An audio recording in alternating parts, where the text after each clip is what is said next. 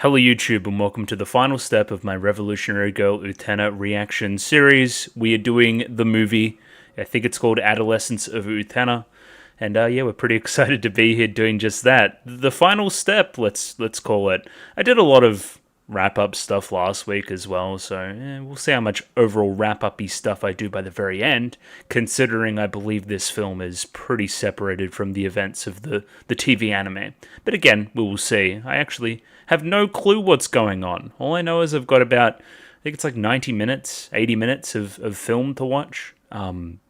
90 minutes of Utena sounds intimidating, if I'm going to be completely honest with you guys, so good luck. Good luck to me, I guess, we'll see. I think the best way to make a start in the video is to go over to the YouTube comments and have a little bit of a look here.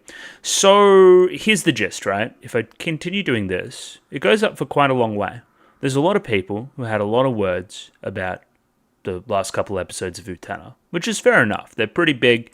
It's very overall thematic stuff for the entire show. It's almost the show's thesis statement. It's presented problems. What are the solutions? It's almost like that's what it's trying to say in the very end. Hence, there's a lot of writing. In the efforts of me getting this video out on time and not spending a million hours in the start of the video, I'm going to read the comment once, so say Chobo Ruby's comment here, and then respond to it all at once in one section, if that makes any sense, as opposed to taking each individual paragraph and going, oh, but I thought this, I think that, blah, blah, blah, blah. We're taking a overall view of one person as opposed to each of their overall points. And if that's disappointing, I'm sorry, but I got to get a move on. I got to get a wriggle on with this thing. Just, yeah, these videos have been ballooning, and I really, really don't want this one to balloon past the 3-hour point. That would be a bad thing. And this is going to look really ironic when, lo and behold, it does balloon past the 3-hour point. We'll see. Either way, let's make a start here.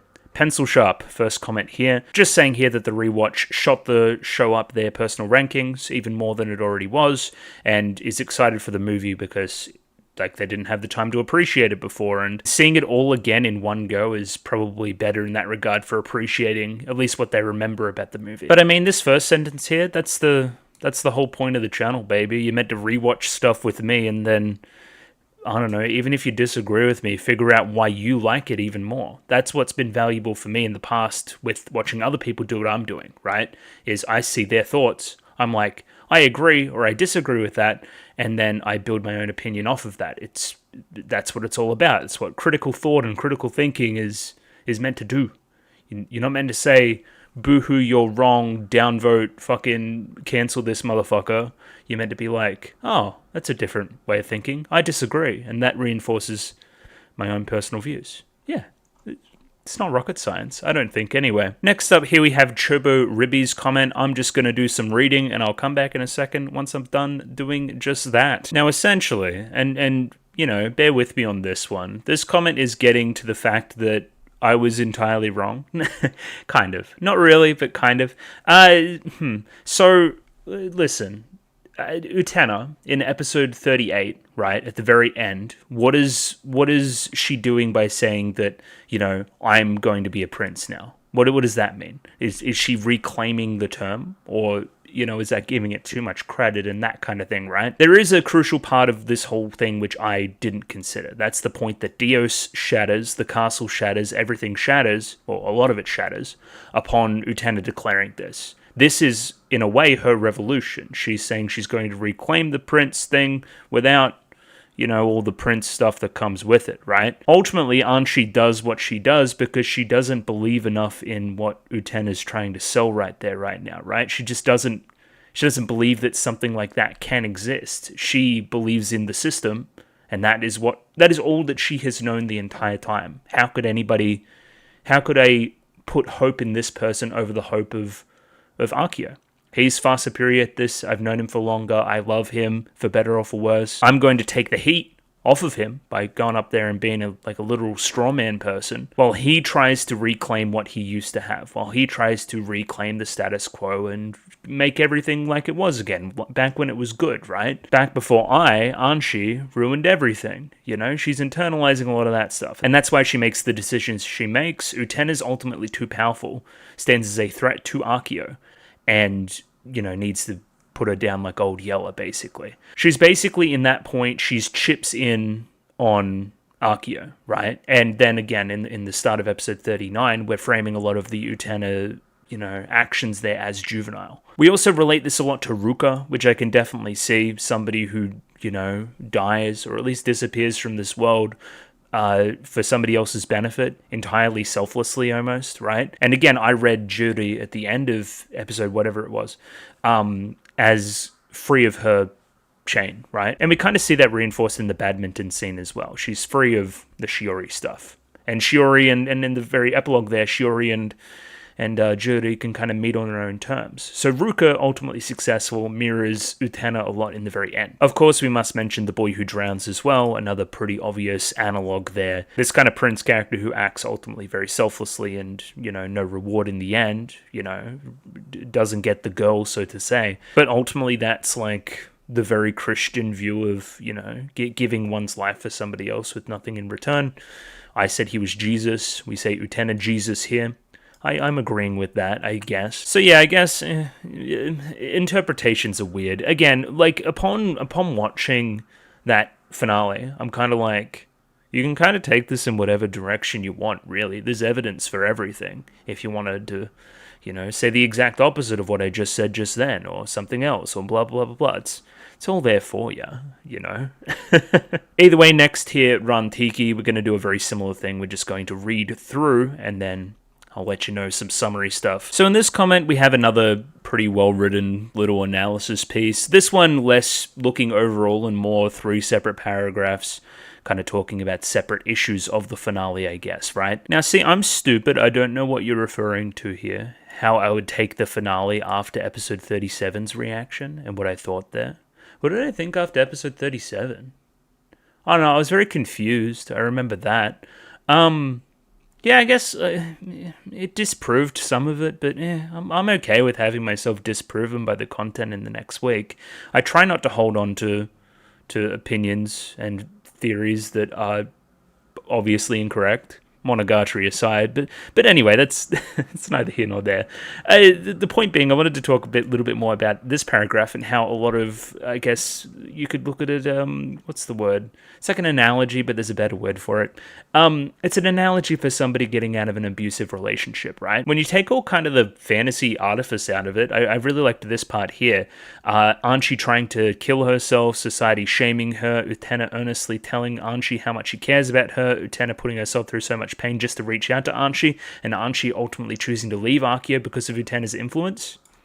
Yeah, I agree with that as a broad interpretation of what's going on. And again, probably gives those scenes a little bit more emotional weight, considering that's pretty analogous to the real world. That's ultimately what Utena's sacrifice is about in the very ending, giving Anchi that agency to do what she does in the very end. That's why it's so cathartic, right? It's very good. I also like this stuff here. So the reason why we show Numero Hall burnt out a couple of times is meant to be kind of almost like a cautionary tale. It's meant to wrap up the Mikage stuff and how Mikage is very similar to Utena. We talked about that a lot during the Black Rose stuff, right? Up to and including having, like, Anchi beside him, basically, which is fucking weird. They both ended up graduating, vanishing from the academy. It's just that Mikage was a little bit more ego-driven, self-centered, more princely than Utena. Again, acting as a cautionary tale for what may happen there if Utena was to go down a darker path. I think the biggest example is that nobody fucking remembers Mikage,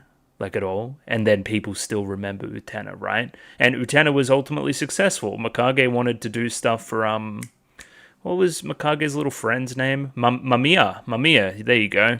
I wanted to do things for Mamiya, ultimately wasn't successful in doing so. It was ultimately fake, it was ultimately the system of Akio that put that into place.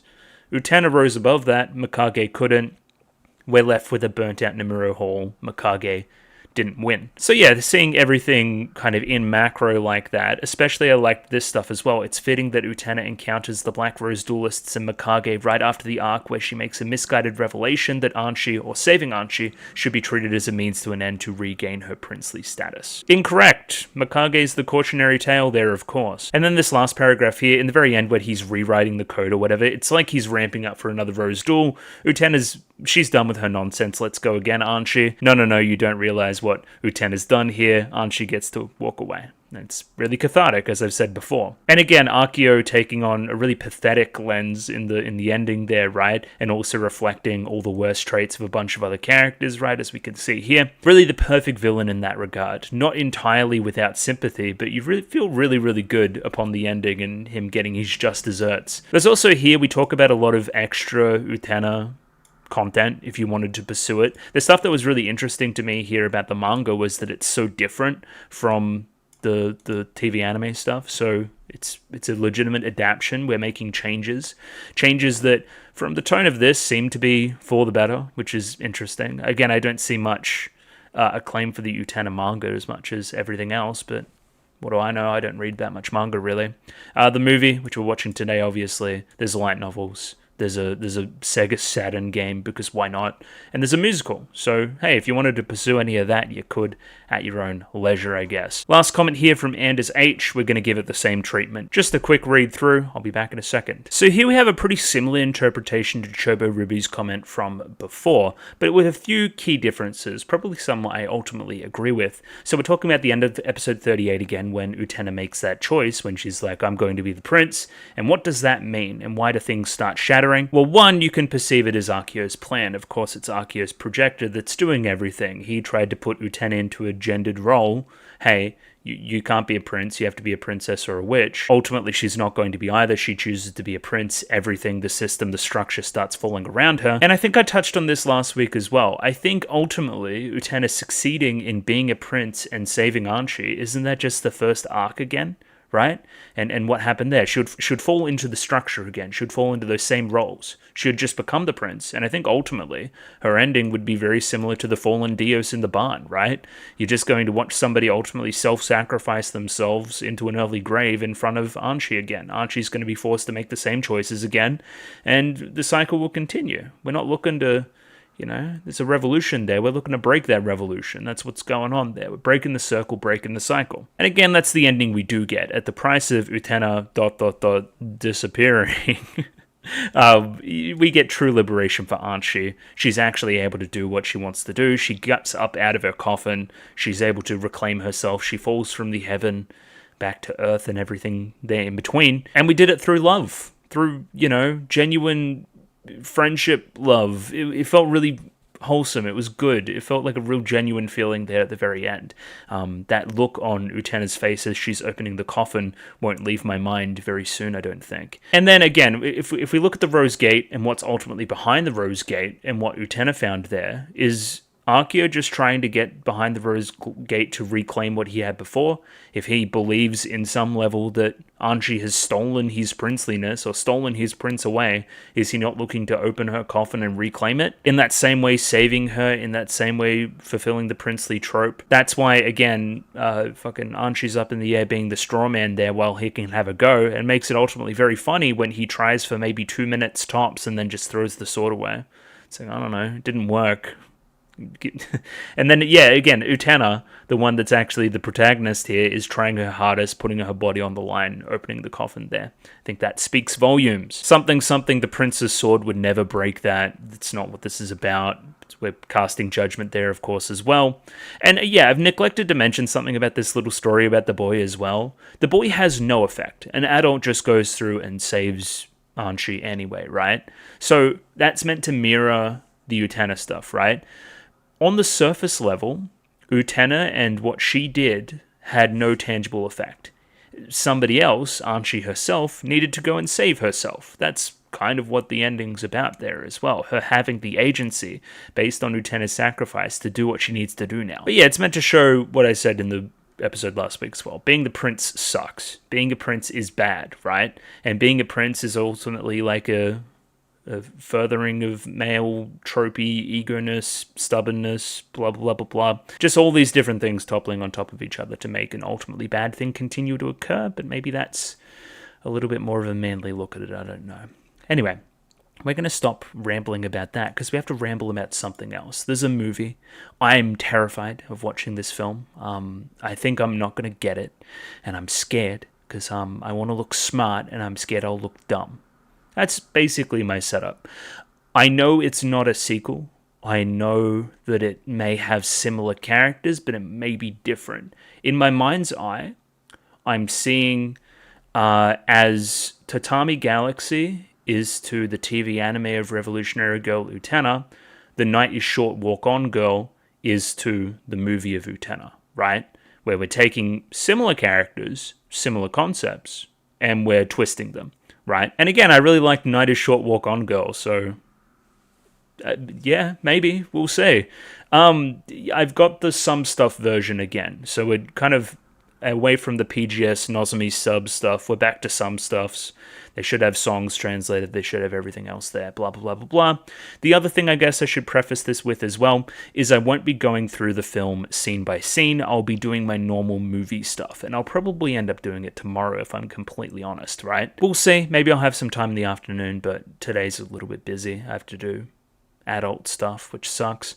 So yeah, my normal movie reaction stuff is not going back scene by scene. Instead, I'll talk big picture stuff, theming, parts I liked, general stuff about direction, animation, storyboarding, blah, blah, blah, all that normal stuff. And then I'll go back to specific scenes that I really, really enjoyed. I've also mentioned that I'll do tier lists. I'm unsure if I'll do those tier lists now or in a separate video or some other time. I don't know. It's basically when I have time type thing. Maybe after the thing today. Maybe I'll record that and then separate upload. I don't even know if it'll be a separate. I don't know what I'm doing. Anyway, I'm gonna watch the movie. Let's do that. Patreon shout out before I forget. Of course, it's a moot point now with Utena finishing. But for other series, you can be 1 week ahead. And again, for what's on the channel next, wink wink nudge nudge, you can look on Patreon if you're really that interested. You can pay me and you can see it if you really want to. People have done this, up to and including Annie Gregg, Mickey Babbers, Trails Plus Plus, Anders Harlan, Bobbin, Chobo Ribby, Domobot, Ed, Emily A, Fleur Nightingale, Fruit, Gloriana Tenebrae, Gus N, Heath, Hex, Ika, Yaku Yavanen, Joran, Caitlin 10,000, Kelvin, Clem, Nosta, Lou, Mish, Mistake L. Chen, Parnick, Pencil Sharp 333, Pseudonym Van Dyke, Ronlad B&K, Saint Lily, Sal, Sam1373, Skeleton, Surrogate Corpse, Without a Net, Zan Echo, Zach, Binshi, Hans Peter, Marsh, Adley, Nick, Ramen Boy, and Run Tiki. So thank you to all those people for giving me money. We're going to watch the movie now. Okay, let's do that. Oh yeah, I didn't really talk about some stuff about the movie. Why is it called Adolescence of Utena? We just did that. What is the TV anime if not the Adolescence of Utena? Anyway, whatever, we'll figure it out. I'm expecting like some alternate history stuff, but I'm pretty sure I mentioned that already as well. I've popped the episode down there, or the movie I should say, down there below. 1 hour, 25 minutes, and 12 seconds on this one, so sync up accordingly with your own copy. As I mentioned before, it's the Some Stuff subset, so again, if you wanted that particular copy, that's what you should seek out. If not, there should be a picture-in-picture version in the description below, potentially in 2 parts, but we will see. And yeah, we're just going to give this a 3, 2, 1 and jump right in. Radio, 3, 2, 1, go. Live action? Okay, no, it's just like a logo. Okay, everyone calm down.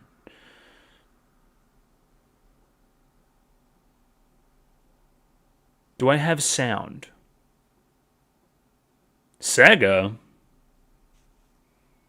Since when did Sega own Utena? Maybe they always did, I don't know. Hello, JC stuff. I seem to remember, we mentioned that there was a Saturn game before, so that makes sense. What is a Movic?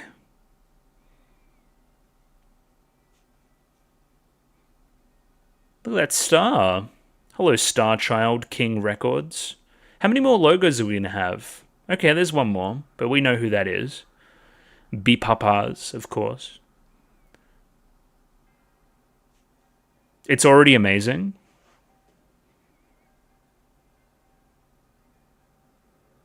I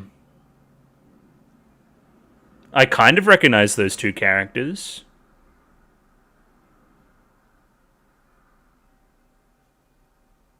Awesome, thanks.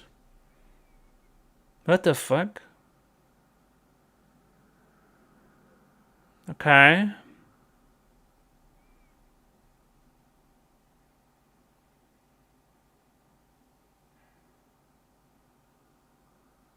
Mm-hmm. I'm following.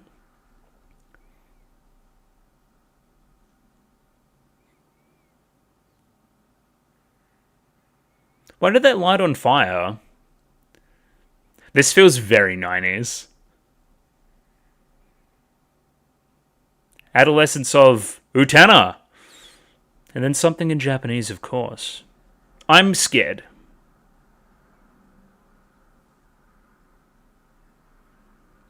Oh, listen to that guitar. I know all these names too because they're B-papas. Well, at least some of them are.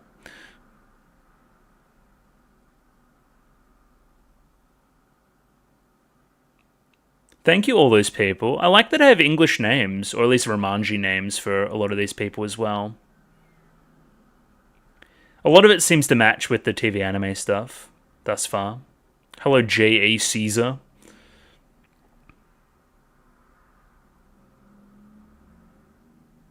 Indeed.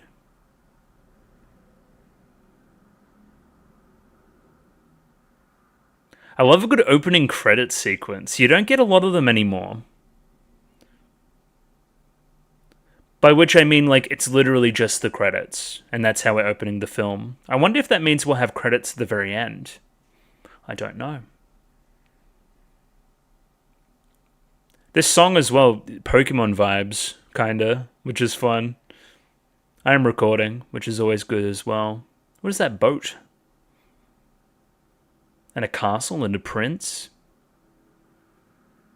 Yeah, I know. Hello, Ikuhara. Kunihiko. Where am I? Is my first question. Hello? Pink hair? Pink hair? Short hair? Oh, she's cool. She's cool too. What do you mean first day?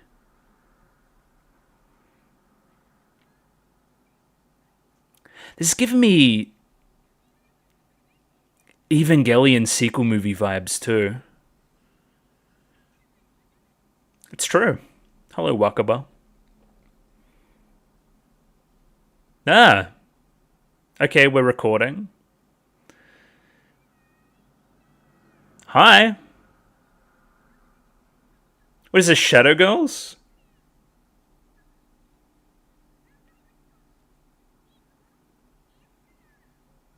Oh, look at them go. And it's a radio show.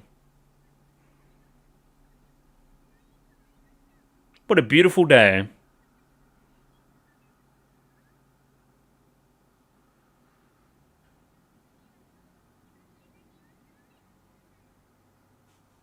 I love a good capricious passing shower. Follow me, says Wakaba.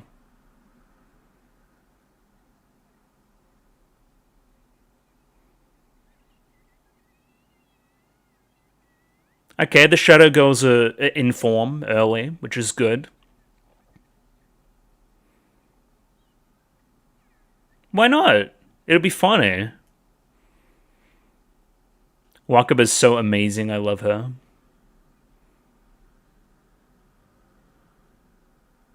What about it? Oh, bit of fencing. We know what that means. I wonder why. What's the prince doing? What a red. A whole lot of red, one may say. What do they mean by here's the prince? Who are we talking about?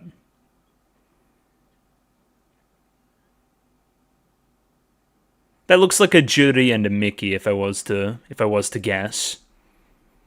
Considering one has tits. Yeah. Oh, it looks a little bit different. You don't. Yeah, get me a gif of that, please. Stat.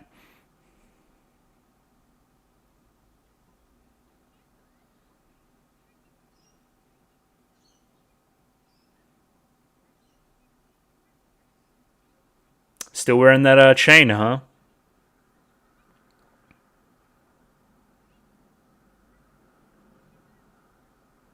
Okay, well, and Utena's like a transfer student in this.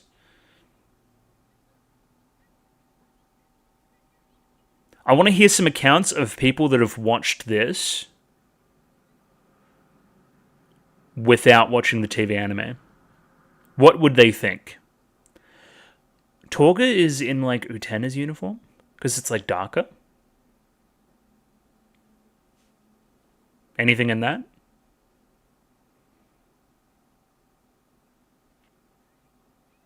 Heh.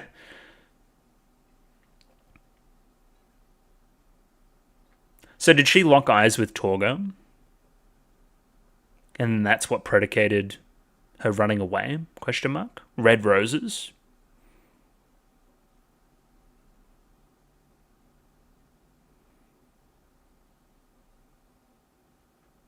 Mm-hmm. There he is.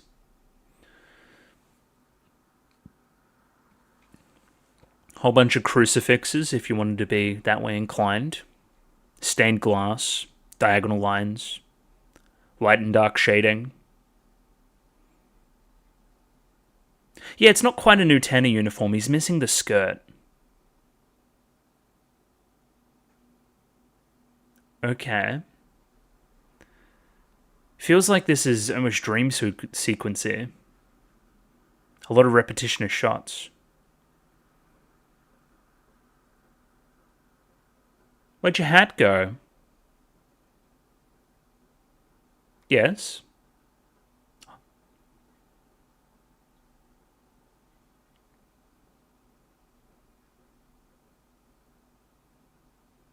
Okay, so you two know each other. No? I don't remember that at all.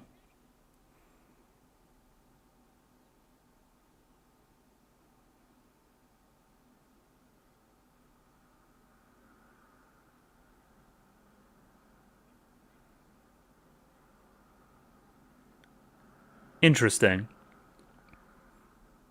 So it's almost like we're rewriting some history. After we separated. Such as princeliness, which we've established is only ever a good thing. Thanks for the red rose. That seems like a rose seal to me. Not quite.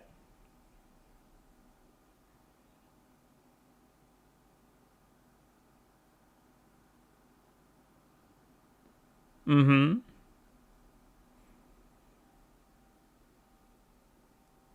The rose seal led him to this academy, and Utena right now is without a rose seal. That's a bit of a flip.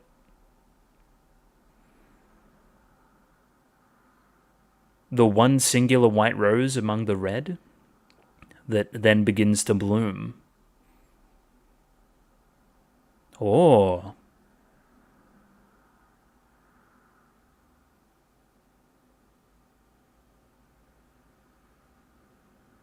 Definitely not ominous at all.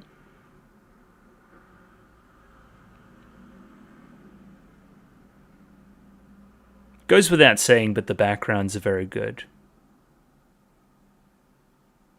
Oh, thanks for the rose seal.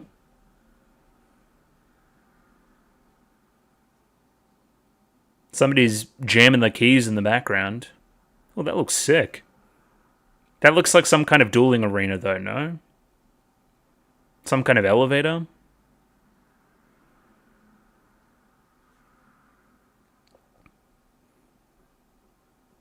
Yeah. I would say a dueling arena has appeared to you. By grabbing at the one white rose in the garden.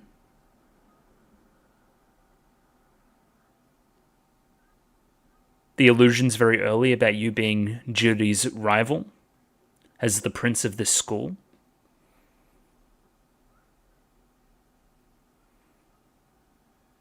Yeah, no, okay, not a dueling arena, just a bunch of red roses.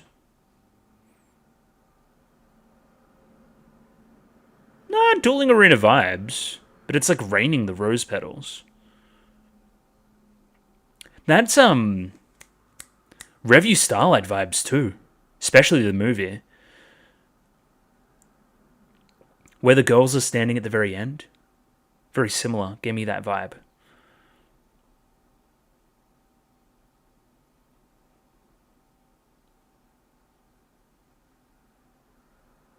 Oh, I recognize that voice. Hello. I'm going to say you're a Himamiya Anshi type. She looks a bit different. Bit of a different face.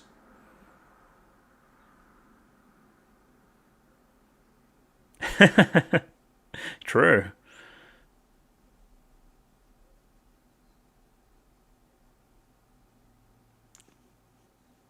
Have you seen the show? Because, yeah, you're correct. It's very pretty.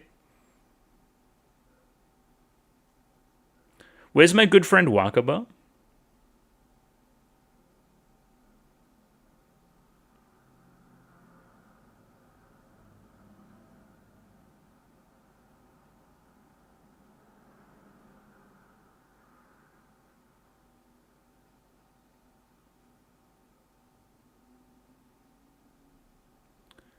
Why did I come to this academy?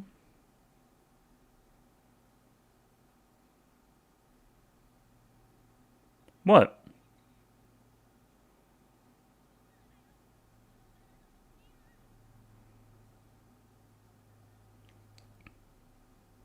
Is that a Seonji? Yeah, I thought it was his voice. Hello.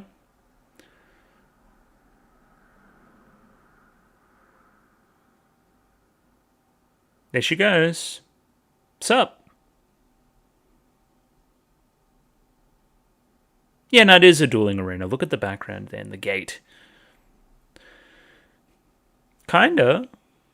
I just kind of picked it up. I don't know. I'm not involved.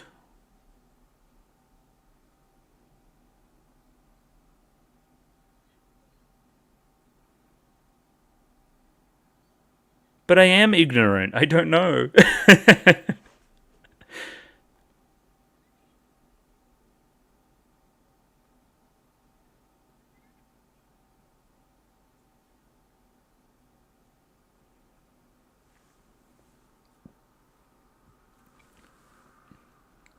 See, I'm aware of all this. That tracks. Yeah. Does that sound like a good thing?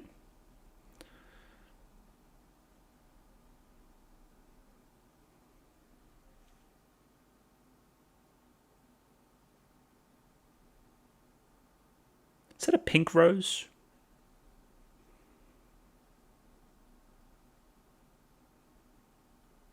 Protect that rose bride, baby.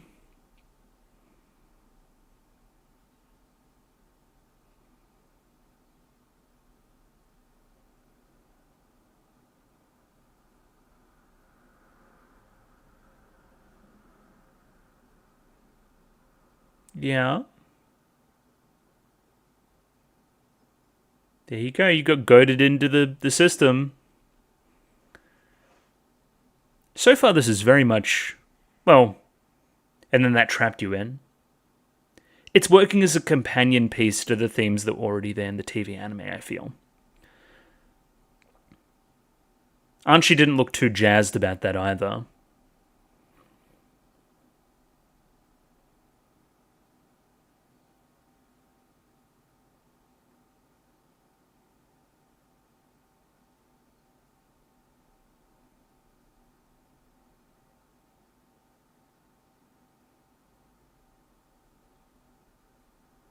Position 0.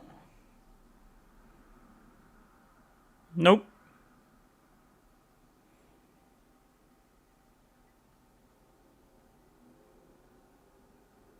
Where can I draw a sword from?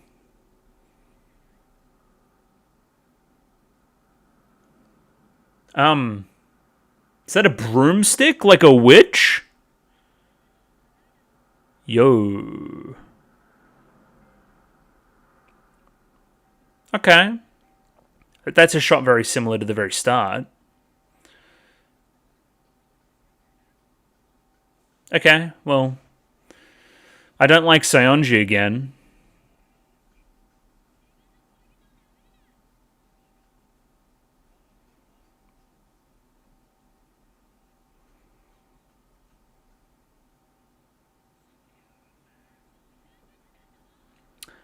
No, not quite a broomstick. Never mind. It's a little bit more of just like a.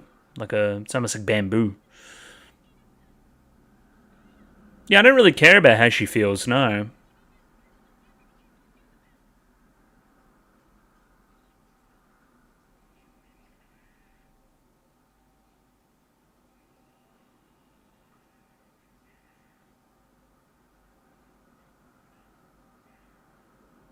she seems pretty happy about it.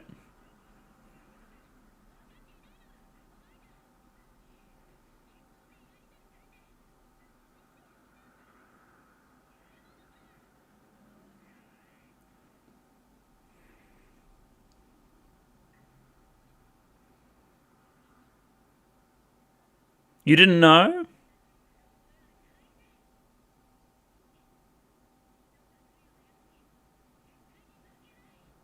Okay. Utena's doing Utena things.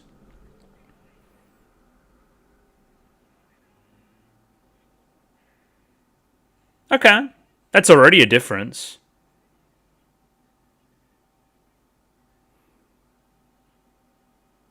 We're smooching? Wait, girls can't smooch. What the fuck? Um. Yeah, okay, so you turned into the Rose Bride. Grab the sword. The sword of Dios, one may say. Quick.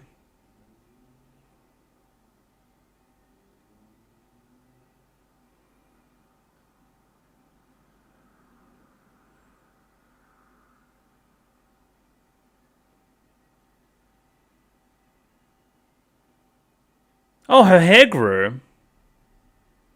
Oh, and yeah, look at her uniform. Yeah, it's kind of like there's some palette swaps here. But yeah, now you're in your proper uniform. Gotcha. I was keen to I wanted to contrast Utena's uniform before when she had the hat on against just a regular student, a boy student uniform, just like a regular one. Because she wasn't wearing like her special clothes per se. Yeah, it seems like instead of like the black adornments, we're going with a white. It's like a flip, you know? Okay, bubbles.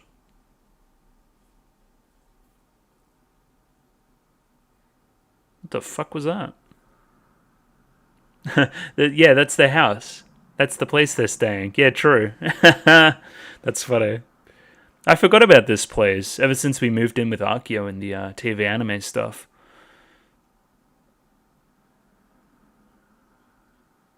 Interesting outfits. Okay. Childhood friend type situation with Torga. Yeah, for sure.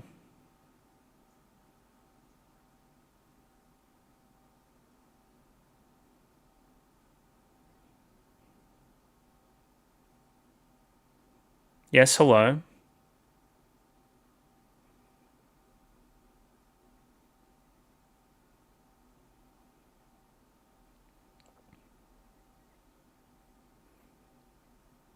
Okay, this was pointless then. What? Okay. That's the opposite of what you said you wanted. And the switch of the lighting there. It's like they're being watched. And they have to be quiet about certain things.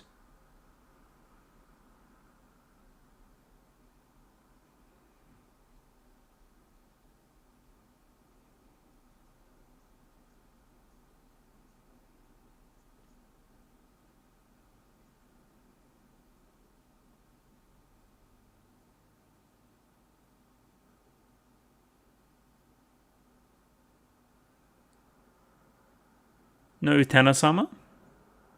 We already got rid of that.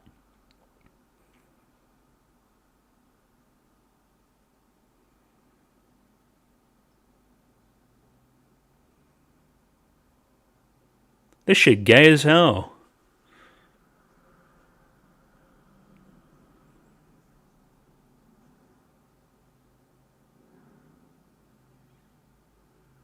And yeah, the lighting change again. Yeah. Interesting.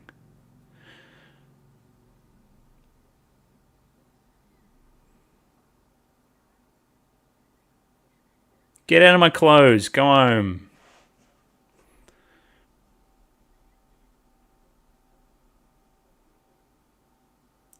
Stop pushing her around.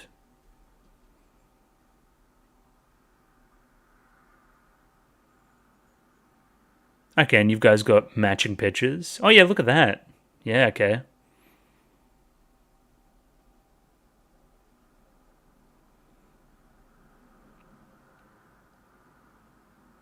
Is he Patrick Bateman? What's he doing with all the stuff covered? Oh, is that Shiori? Oh, hello. Why? Uh-huh.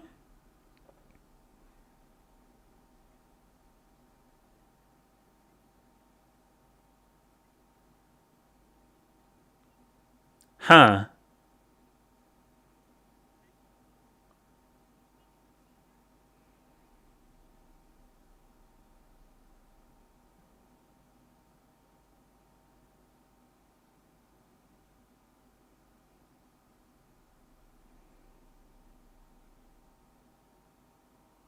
Okay.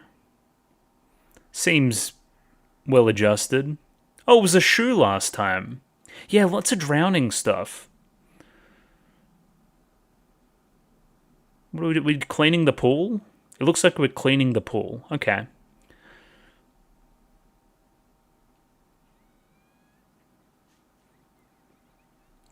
Wakaba's fucking gone rogue. She's killing everybody. There she is. Hello, Utena. Yeah, I like the stuff with the drowning into the bubbler. That was cool. Here she is.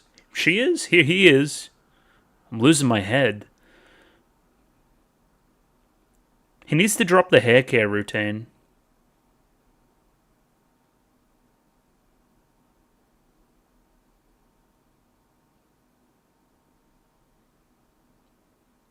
What? You said it, not me.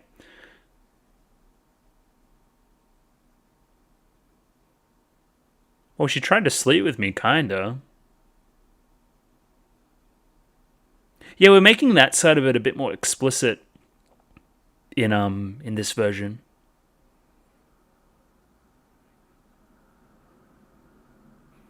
Naturally. Huh. Interesting question. But it does, because there's lingering feelings there. Yes.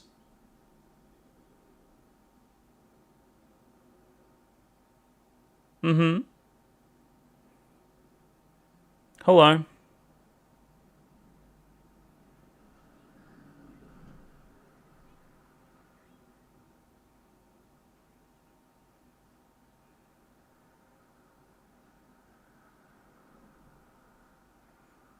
So everyone thinks this system is normal, again.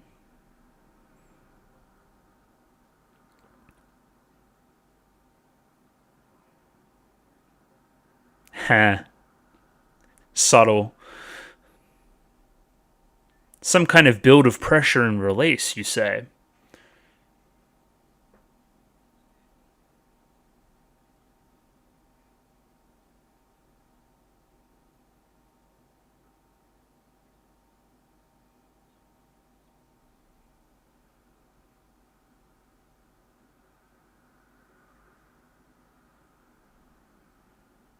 Yeah, okay.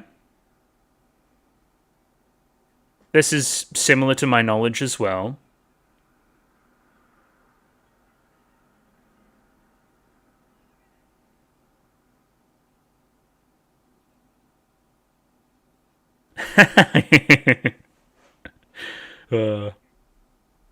What was the secret? Let me know.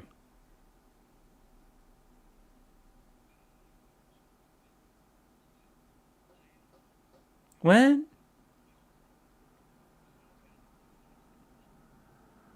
Oh. He returned to be the Lord of the Flies?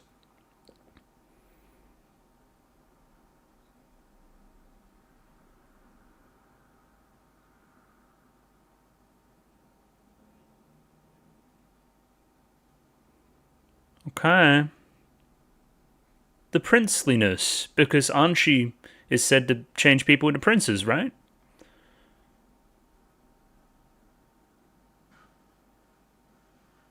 What are you two doing? Oh, you two?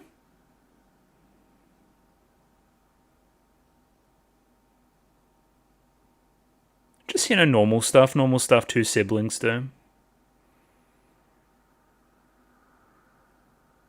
Yeah, normal stuff.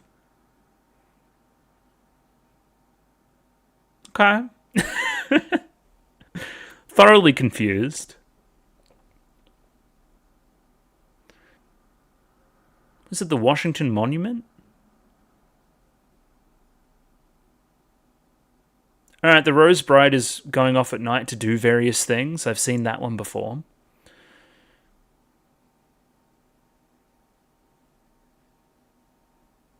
Customer? Okay, that's new. I was sold as a child. That's a cool shot.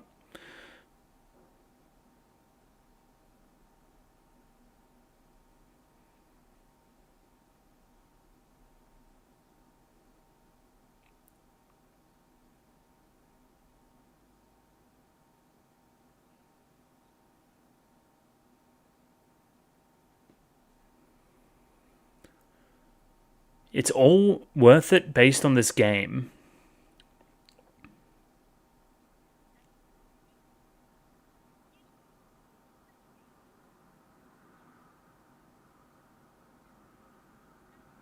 Huh.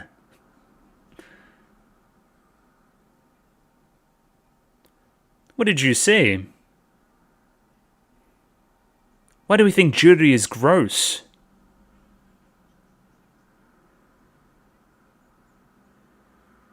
Yep. What is this guy doing? Dad, no. In the fucking pumpkin patch?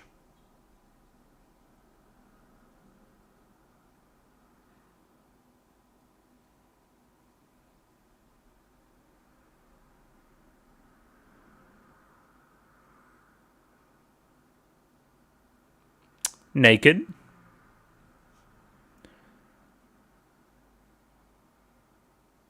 Bedsheet wings. As you do.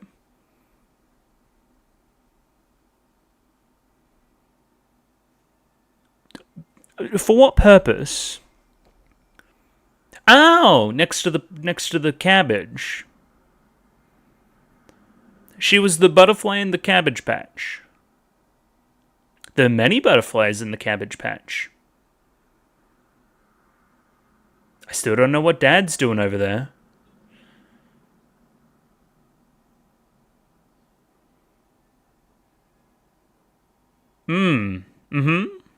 Yeah?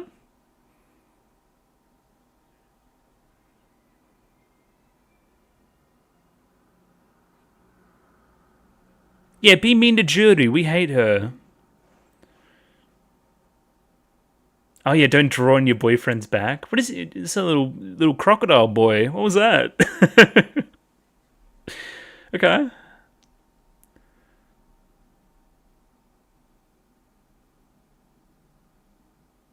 Hello, you two.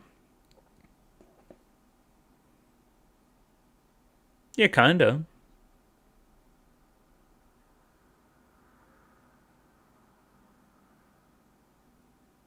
Hello. Goodbye.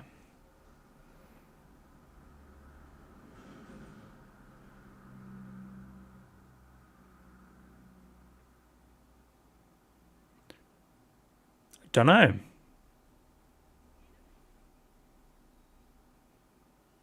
Kozue.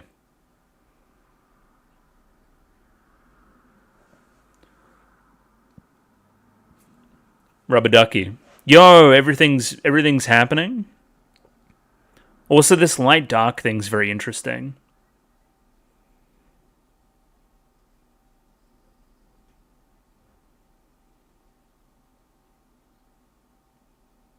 What do you mean by everything? Yeah, something chains me down. Ah. What, are you two gonna kiss? Weird vibe. Also, there's a lot of mechanical moving parts. I don't know where we are, but it's like musical theater vibes again. It's like stage production vibes. What was that eye as well? Like the red eye? Mm-hmm. Hello, Shiori. Appearing from the darkness.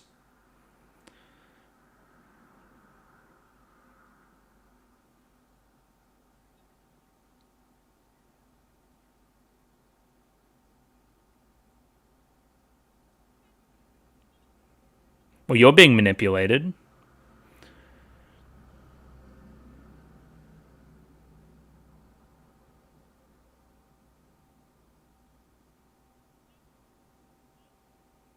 True.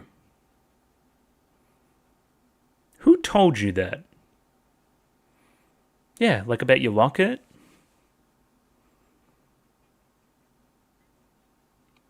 What about her?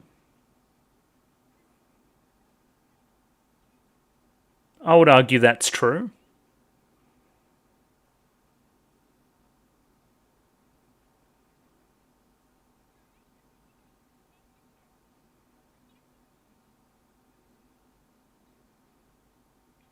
I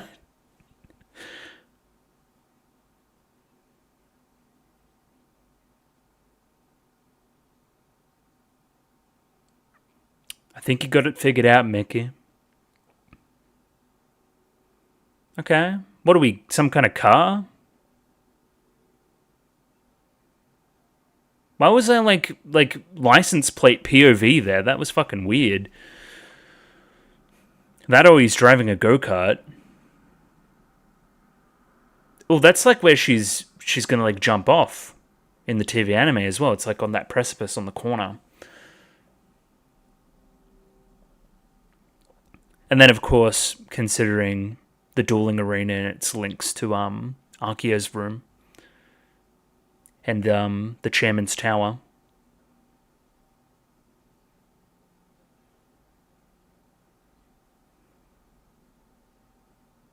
Mm-hmm.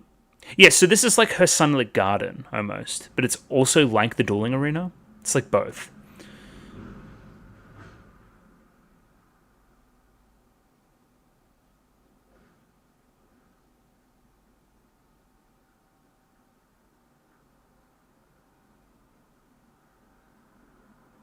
Yes, pretty clearly. Yeah, okay.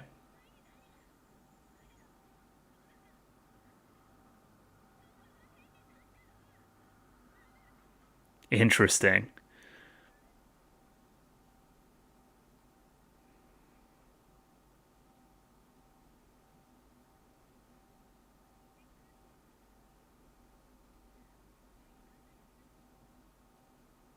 Interesting.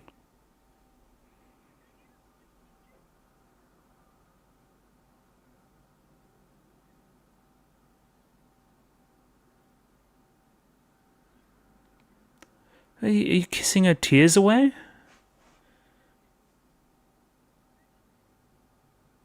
Also, the bugs on the light there, and all the stuff about the butterfly before.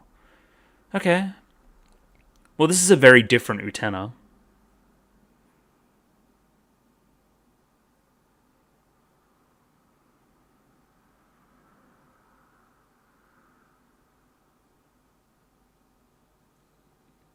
Normal stuff, just leave it asleep on the ground. It's probably not important. That's an axe? You gonna fucking murder Utena? Again, go fighting. That was really cool, though. She cut off the watering system. What does that mean? She cut off the lighting system? It does both. It's reflecting the sky down.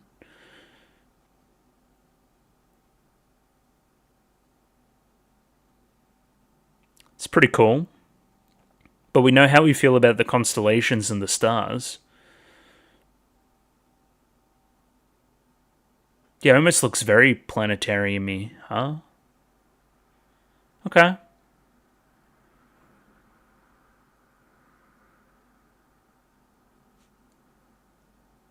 Cool, cool, cool, cool, cool.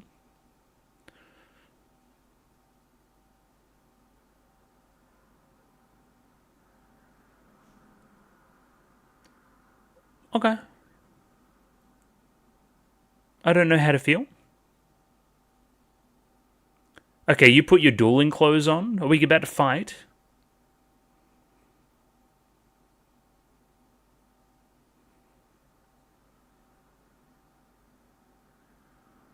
An English song. Not quite.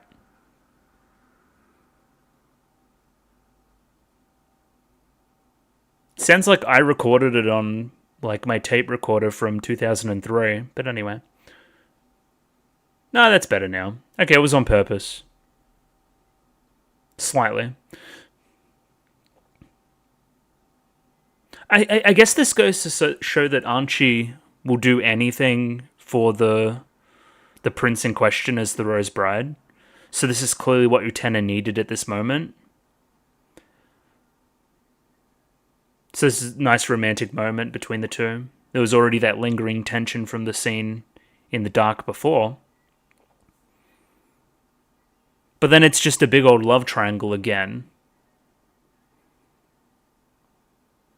It's very interesting that Judy seems to be taking a pretty central role in this film as well, considering the love triangle we're building at the base.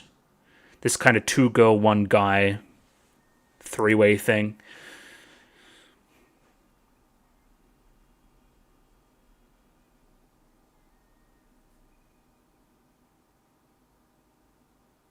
That was very well done. I liked that moment. Very classic, very fairy tale, very romantic. Lots of things. Okay. It's kind of a bop, too. Keep that beat going. Is that some kind of onion boy?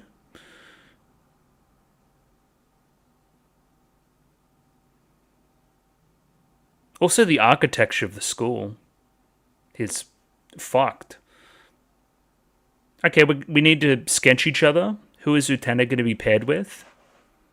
Capture your partner's essence.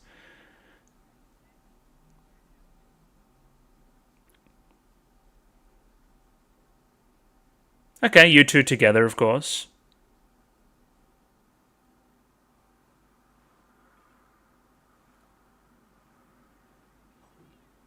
Almost like an Escher painting there.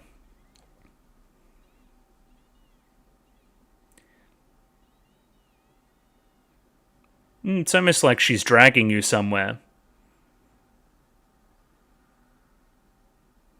Some kind of elevator to some kind of penthouse suite, potentially.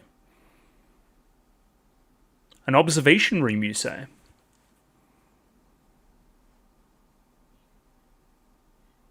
Yeah, it seems like we're far away from class.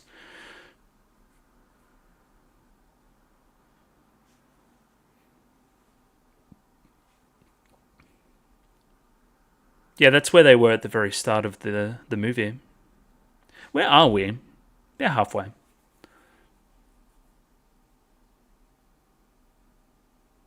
But it was it looked like an archetype that was next to her. Big old V.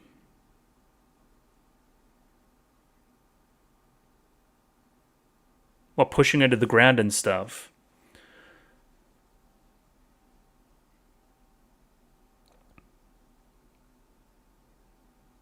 Yeah, but are you doing that out of obligation or love?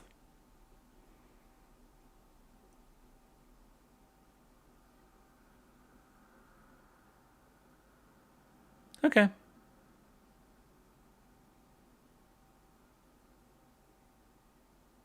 Well, that's different. That's different, right?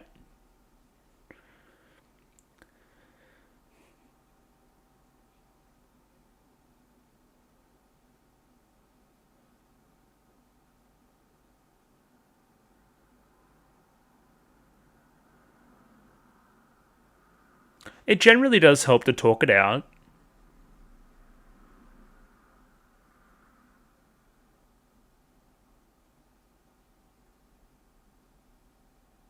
This is a very different tact than TV anime Utena.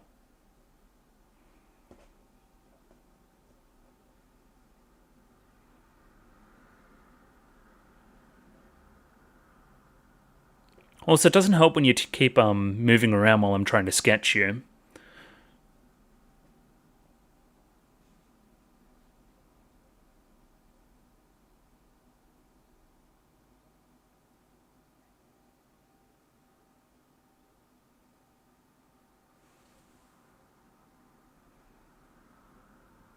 But you weren't naked.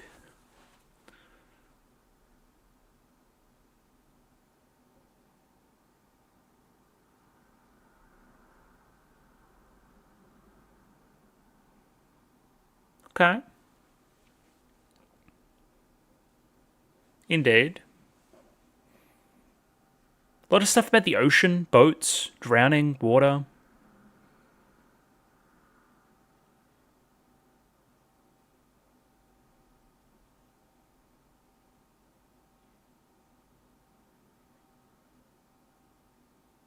Are you okay?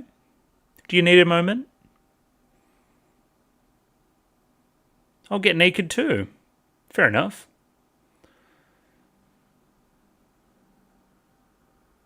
No, that's not what I meant. I meant the other way. I meant we both have clothes on. A good girl.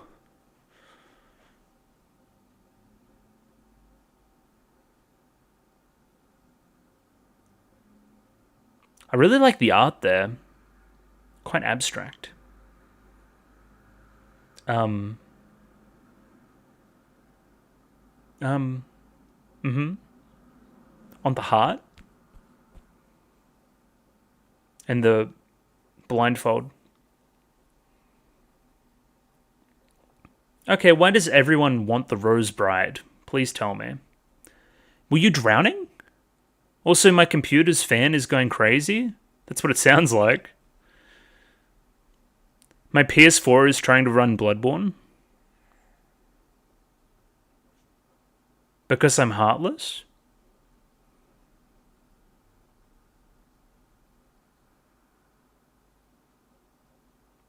Yeah. What about it? Is that why everybody wants me? Because I'm heartless?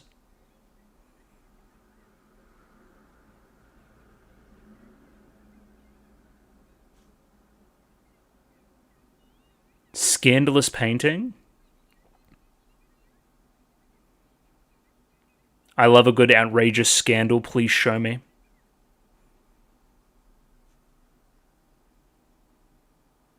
No, that's just a rhinoceros. It looks like. No, it's a cow. Nanami? Oh yeah, Nanami hasn't been in this shit. Okay, that's a fucking out of nowhere scene. Hello, Choo Choo. I didn't want to see Nanami cow again. I really didn't. What is this, a scandalous video? Oh, you hear these fucking elephant freaks? Okay, bye.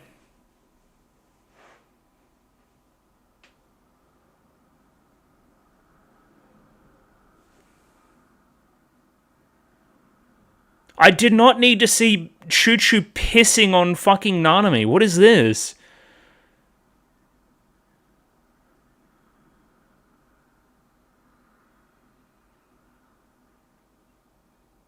Yeah, who's this other little freak? That's the freak that was on Torga's back.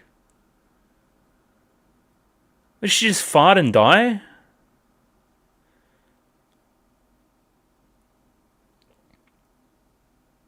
I hate that guy. I hate him more than Choo Choo, which is saying something.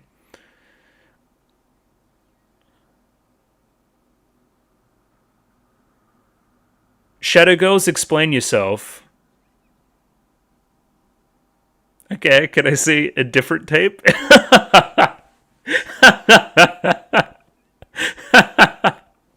Okay, what's this scandal?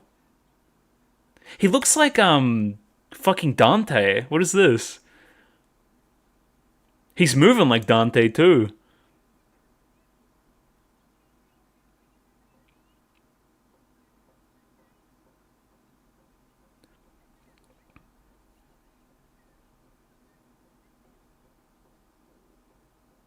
No, you're not meant to communicate through the tape to... What? But again, it's the Shadow Girls thing, right?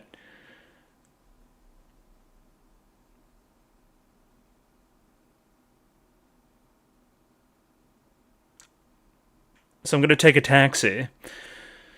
Okay.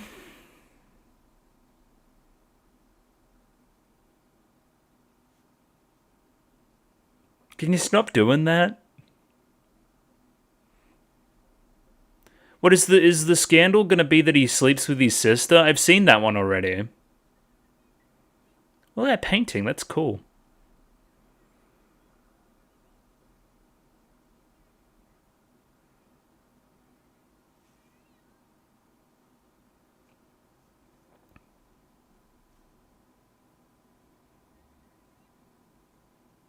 It's kind of a bait.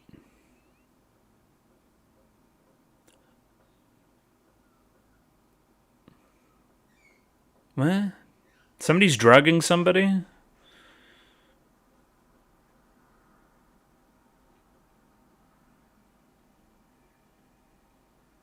Yeah.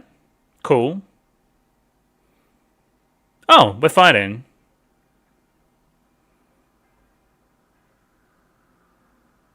The secret of the Rose Bride is that I got drugged.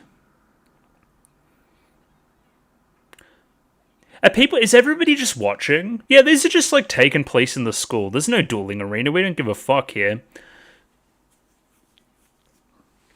Yeah, everyone's just fucking chilling. They're just watching. That'd be kind of hype. Like all the school body all comes and watches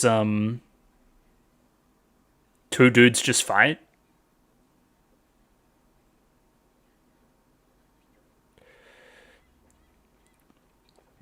She has the sort of Dios buff. What are you two thinking?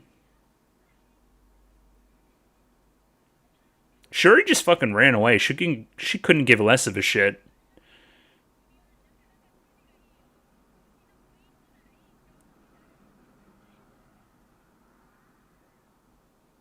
Oh.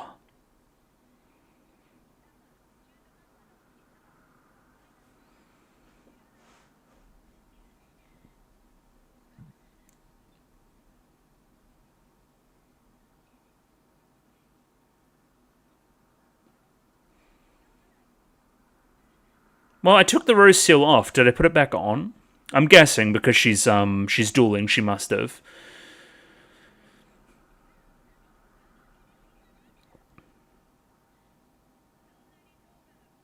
Yeah, kinda. That's mostly what this is predicated on.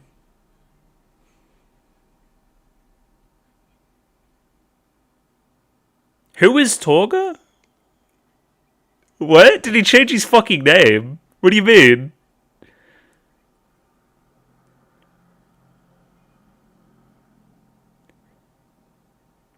What castle? There's no castle up there. You can't fool me. Okay, now there is.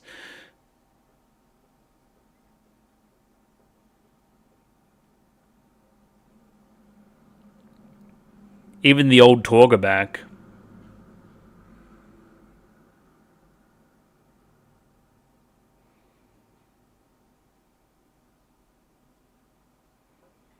Yeah, so that's what ultimately, and they're both naked there. That's what ultimately convinced her to put it back on, is the promise of...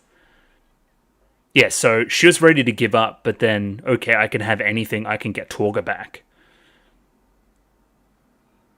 That's almost a very similar motivation to Judy in the TV anime stuff. Just kind of the reverse. Oh, hello, Dios. Lord of the Flies?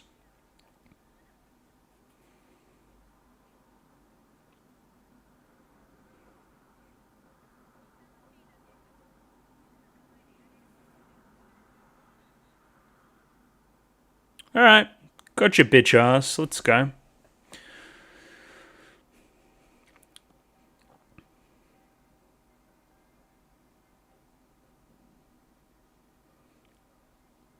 She used her buff and then just won.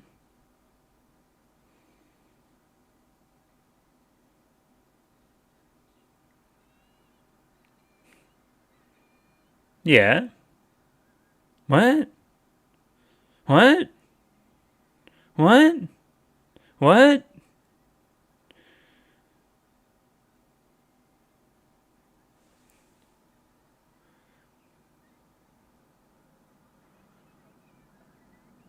Oh, so that's why you guys were...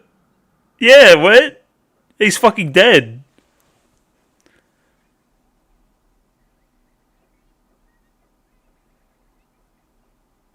Oh, so he's been missing and then the police found his body?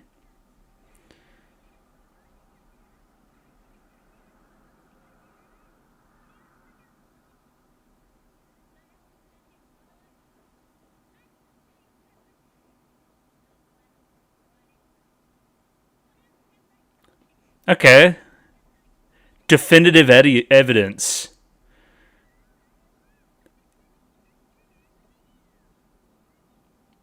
No. What? No, but she didn't put the drugs in the water. He put the drugs in the water. That's what I thought the video implied. Okay, bye. I mean, Akio deserves it, so, you know. I know I fucking killed the bad guy. No. So my question mark is that's also where Torga was at the very start. Or Torga, right? Okay, let's see.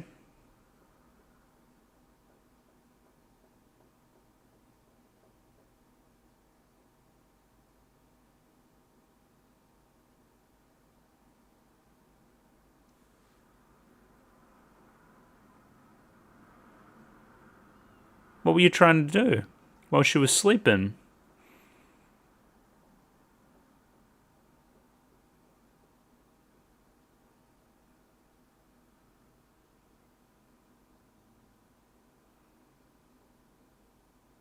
But what did you do?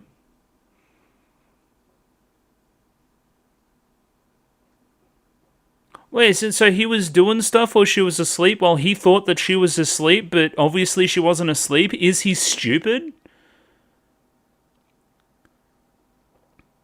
Okay.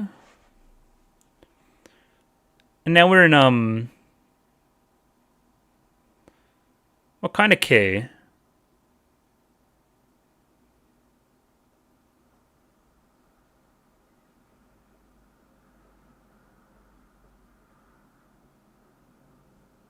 Yeah, why is he freaking out?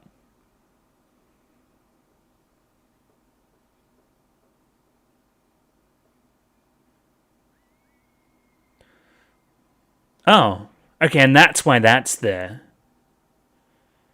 Okay. You don't understand, I have to murder you. Maybe he is Patrick Bateman. And then he killed himself? Or he, like, slipped? This motherfucker's weird as fuck. Okay. Well, that didn't explain anything. Alright, this is like some Mikage bullshit. What's going on here? Oh, let's go that way. What is this, Monogatari? Senju Gahara's this way? Oh yeah, this is some Giga Mikage bullshit. Alright. Alright, I mean, I'm waiting in the back.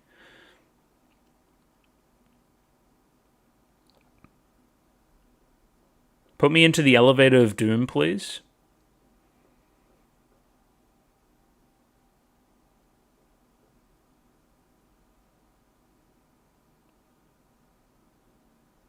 Hello, Torga.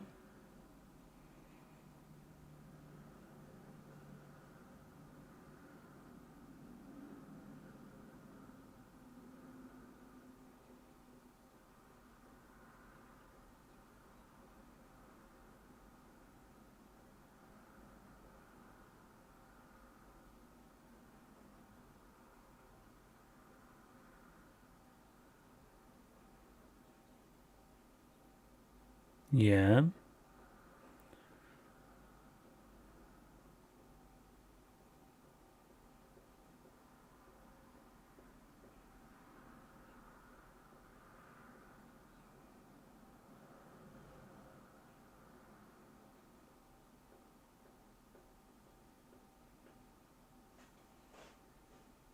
So true.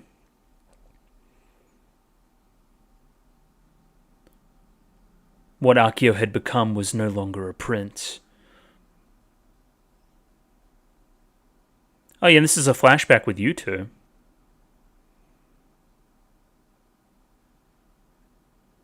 What happened? Yeah, the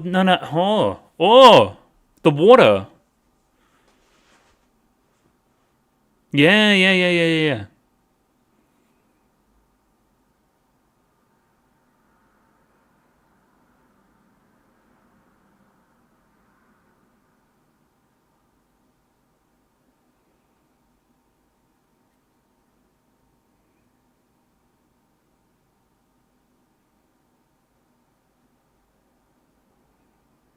It seems very relevant. We're bringing up the drowning a lot. Yep.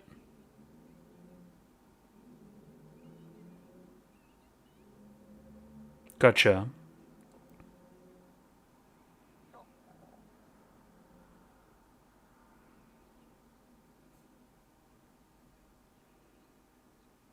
Love you until the end of the world.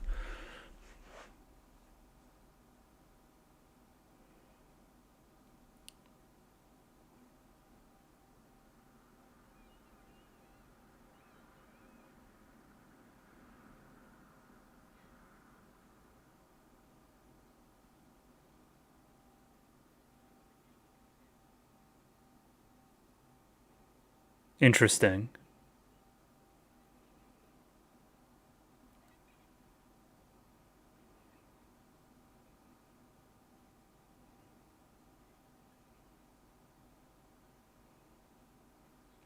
But it begs the question: why is Torga here now? Oh no. What? What?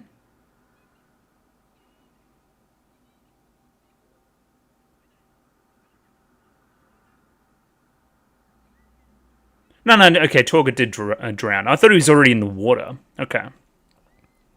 But yeah, it begs the question who Torga is now. Who is the Torga we've been seeing, and why does he no longer go by Torga?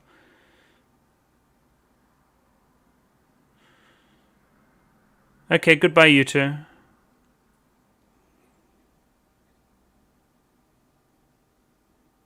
And Shu? The pool is a very interesting place to have that conversation before now as well, obviously. And that's also within her own personal pink Mikage elevator. Think about that too. This shit's fucking crazy. Okay. Time to fight, I guess. Time check. At 20 minutes. Hello, murderer.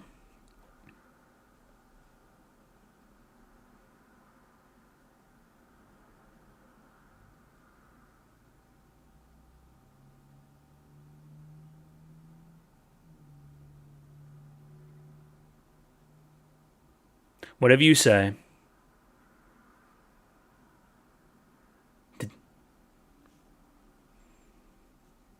What is it that you wish for?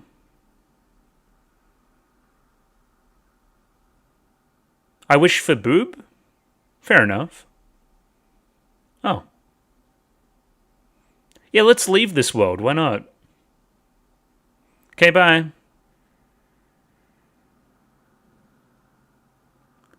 Not the car wash of doom! No! Utena! No!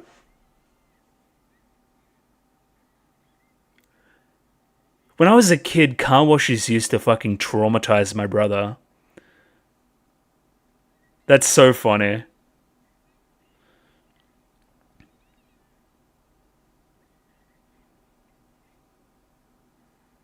Why a car wash? Why? Alright, what the fuck? What is this, Dark Souls boss?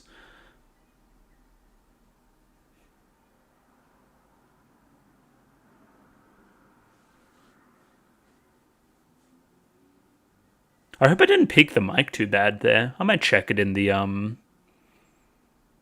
editing. Is Utena doing a car wash transformation sequence? Please advise.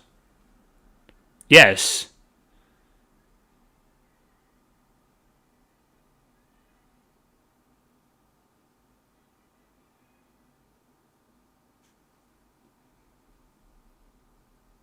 Mm-hmm.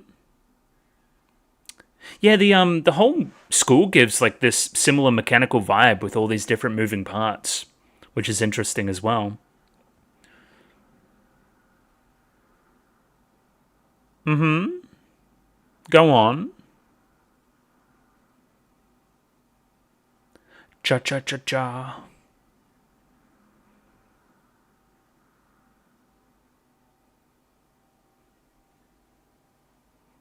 Mm-hmm. It truly is a banger. Alright, we're descending though as well, it should be noted.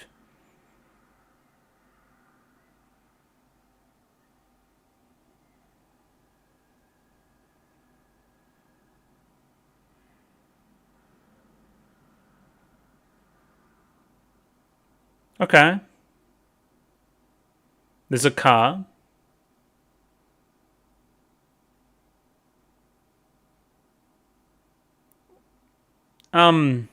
Is...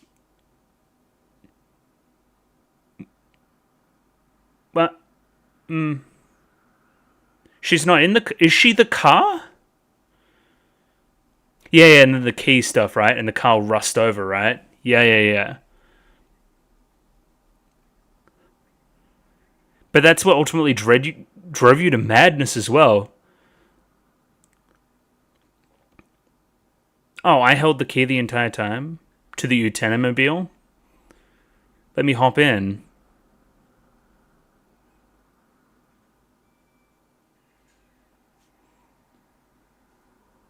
Okay.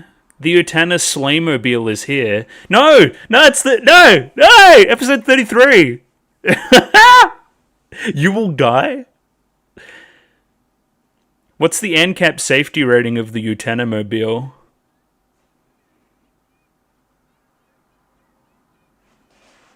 Okay. What the fuck? Kage OS?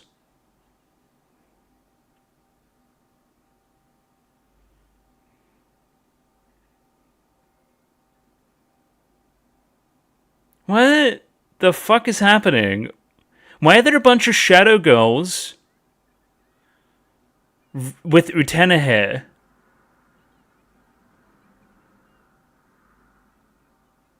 Yeah, it's like a... Yeah, it was like a race. What is this speed racer bullshit?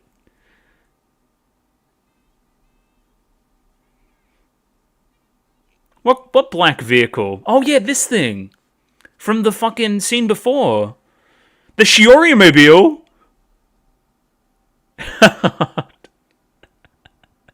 It's going 500 kilometers an hour? Why are they playing Mario Kart?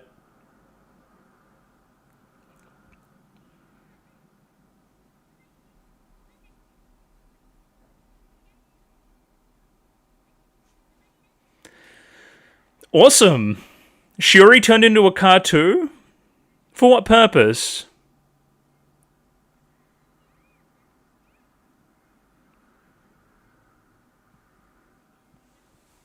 What is happening?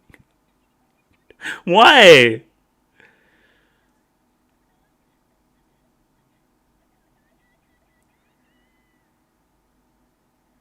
Okay, she fucking crashed out. Lightning McQueen, no. You'll never win the Piston Cup. She did what in a cup? Okay, any other competitors? Competitors? Can I speak?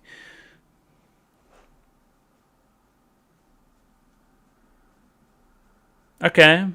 We're in a cyborg world? No, there's more cars. Look at them all. Yeah, they're all being let out. Oh, that's probably what that was before, when fucking the thing opened up. Oh, okay. We're getting there.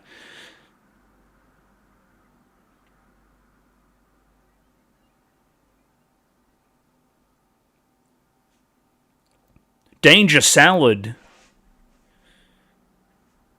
Alright, the Shiori mobile is dead, but there are more. What kind of mobile are they? These guys are the fucking goons. Now, this is like the masses?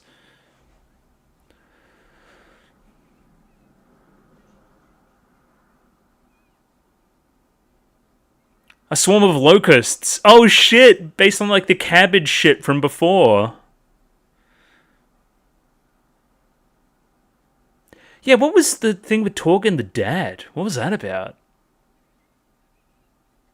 Oh yeah, that signal's cutting off. They're in a tunnel.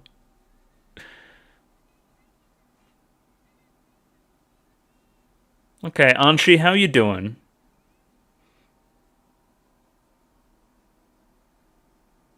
There's bugs fucking everywhere? Help?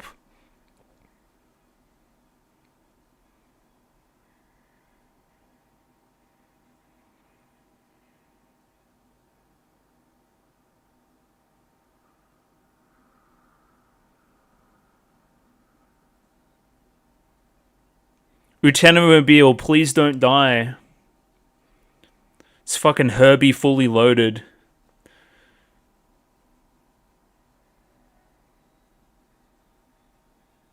That bodes poorly, I think.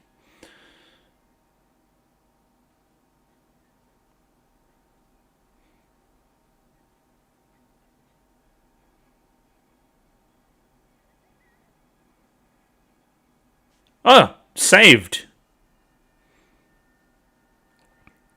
Okay, but who saved us? You two? You three? Why? Thank you. Shizukani?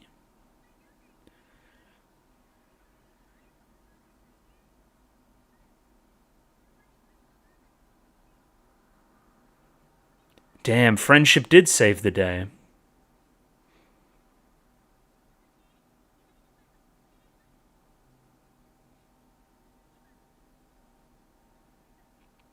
True.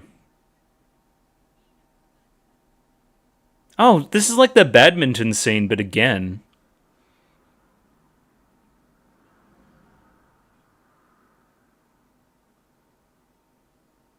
Okay, freak. Hopefully not. Alright, broccoli boy. That's like see you again. Again.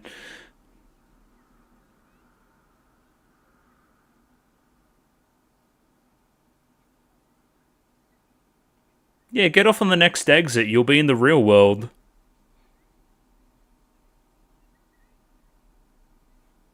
Some kind of Disney-esque castle?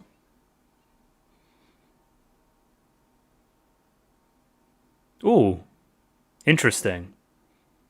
Yeah. That's giving me... That's almost like the carnival from the TV anime stuff, too. But obviously, like, the castle from the TV anime stuff, too. But it's the right way up. But it also looks like the school.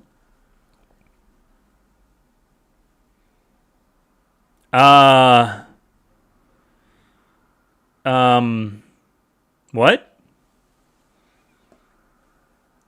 That's not the exit. That's a castle car. You're literally about to be run over by the castle? Help? What?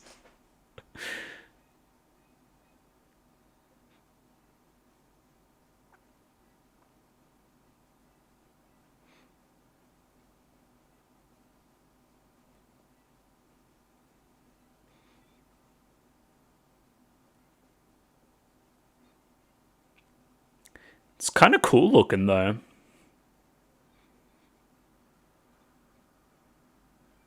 The music's so funny, too.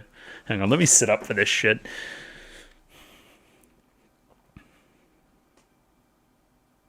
Where's the exit?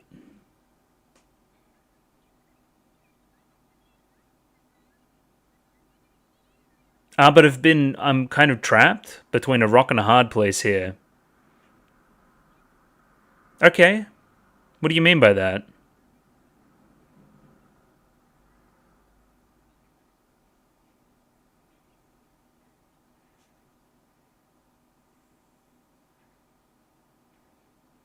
Why are they playing the opening? Sure. She just got repaired on the run. Okay, and now we're gonna dodge under its wheels. We're putting it all on the line, baby.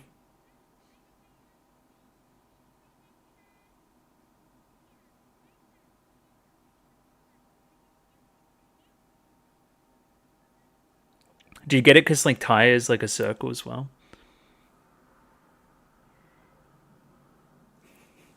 This is fucking sick. Why? Why though? I don't understand.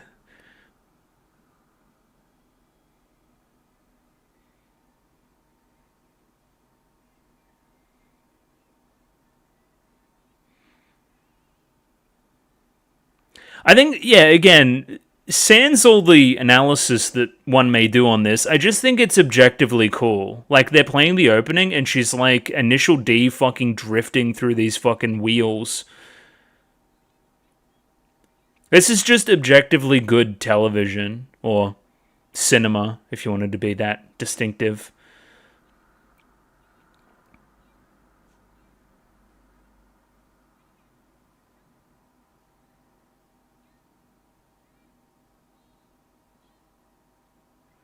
We did it! We launched the rocket! The Shadow Girls. Oh wait, did we do it? Jam on the accelerator harder. We'll make it. Oh, I love this version too.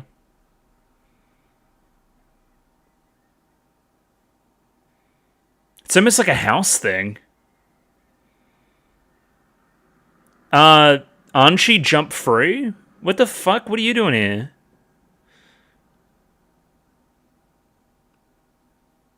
Okay, hello Akio.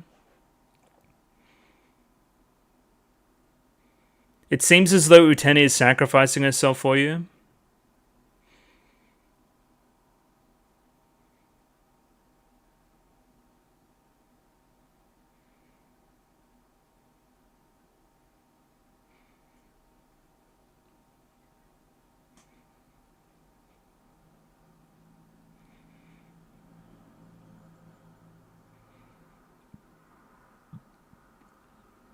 No, I don't think I will.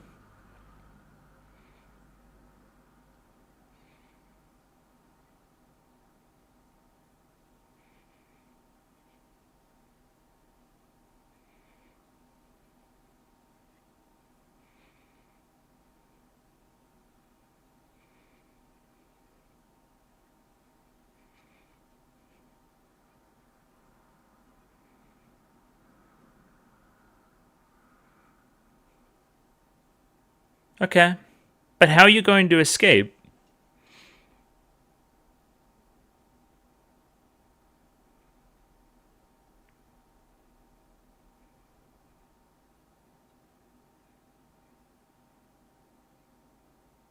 You didn't have a choice in the matter.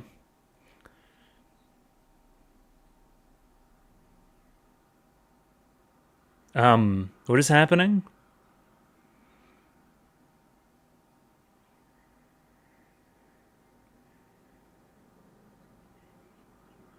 Utena, more acceleration, please. Are these like razor blades?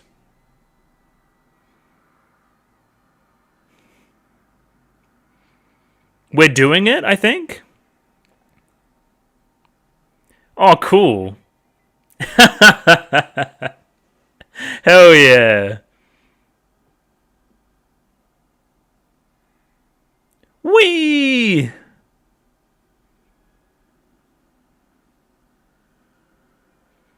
The power of the red rose petals, baby. We crumble that castle once again. Fuck the patriarchy.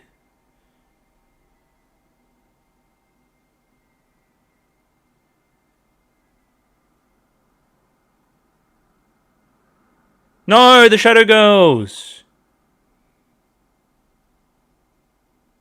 What, they made of straw? And they're also Anshi. What the fuck are you talking about? Oh, it's something about, like, dying and living and whatever bullshit the fucking Archaeo was talking about. Okay, well now what?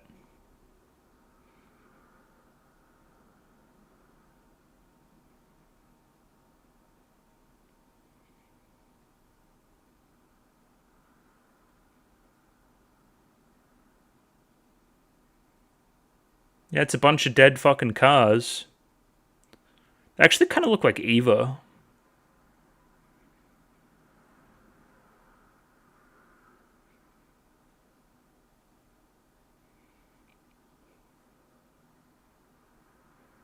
Sick. You know what's the first thing I would do once I got into the real world? Find the nearest fucking KFC. They need to enjoy themselves after their ordeal. As you do.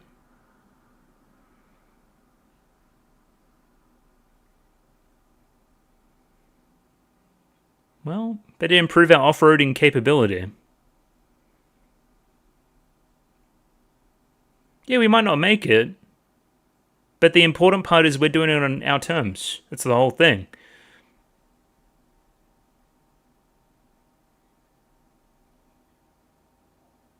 Oh, okay, sure.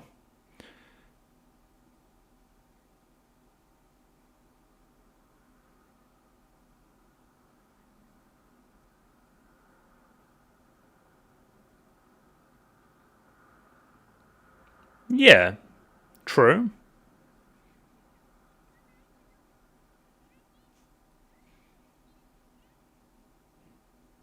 Of course.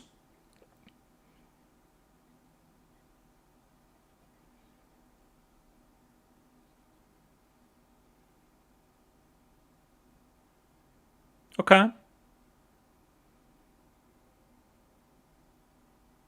So here's my question. Didn't Archie get stabbed? What happened there? Smooch! Do it! Quick! Yes! Happy Pride Month. For last month.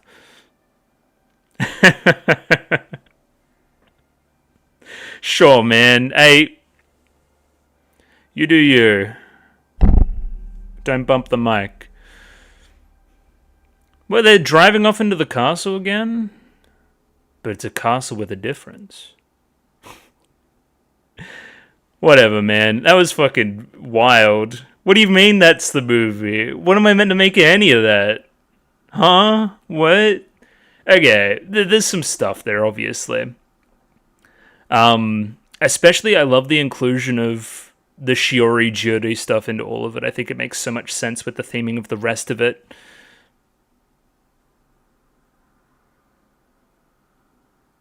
Did Torga ever exist? I don't even know, man. It's very well made, obviously. The fucking ending sequence is like a riot. Obviously, we're getting at a lot of the car stuff that's in the main show as well. Like, you know, that symbol of the end of adolescence and that kind of thing, of course, as well. What is this song? It's fucking Boys to Men vibes. Yeah, and her turning into the car and somebody else turning the ignition, and that it's not just like Archeo driving. There's value in that. There's like progression there. But like, and like the aesthetic decisions of it as well. Like it's fucking. We're in like a weird architectural nightmare school of all a bunch of different moving parts. It's definitely got a little bit more of a futuristic vibe to it overall. But it's a really like different view of the. It's a very 90s future, if that makes any sense. Costumes were very good, obviously. I want to meet and talk with a person who has seen this and hasn't seen the rest of the show, just to see what they would even think. It's very much a companion piece. The characters very much are very similar characters, I think. To the point where, you know, you wouldn't get much out of it if you're just watching it on its own.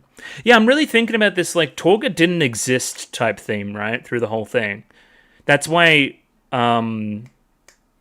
Mickey says, who's Torga?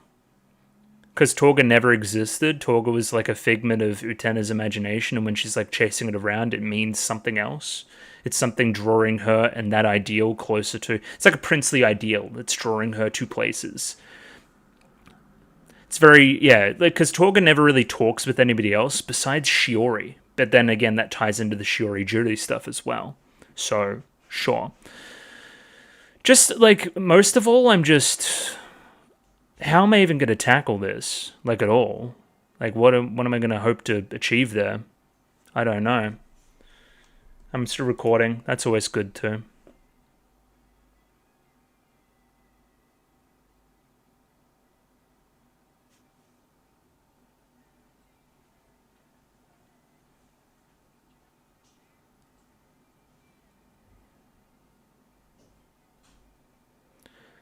I was wondering if we were going to do credits at the end, because we did credits at the start as well, but yeah, we are.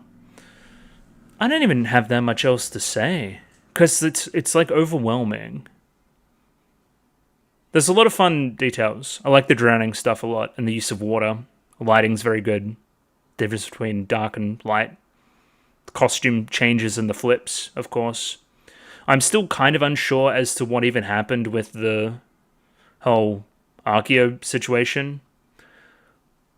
I think he was touching his sister at night and thought that she didn't notice, and then when he learnt that she knew the entire time, it caused him to, like, lose himself. Because he's like, oh, he became aware of himself. He's like, oh, she knows my deepest, darkest secrets. I can't be a prince anymore. That kind of vibe. And then he just, like, crashed out from there. I think. But then, like, aren't you got stabbed? I guess she got stabbed and didn't die, maybe. Sure. And so much about the boat. Needless to say, but I'm relatively confused. I'm thinking after all that I'll return tomorrow.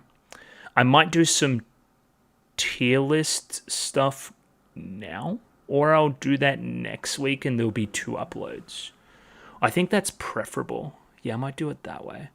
Just a little bit tired lately, but I'm tired all the time, so it's fine. Yeah, and I want to do a good job on it, so I might do that next week, and there might be 2 uploads with what I'm doing next week as well as the tier lists. We'll see. We will see. All right, I'll talk about this tomorrow, though, because where the fuck am I going to start with that? It was very good, though. It was funny. It was funny and entertaining, which is half the battle. Again, like all of Utena, it's, you know, you can look into it deep and meaningful wise, but on an objective level, it's just entertaining television as well that's extremely well made. So what else do you want? I don't know. I'll talk about it more tomorrow. Fuck me, holy shit. And we're back. It's the next day. I've got the film in front of me.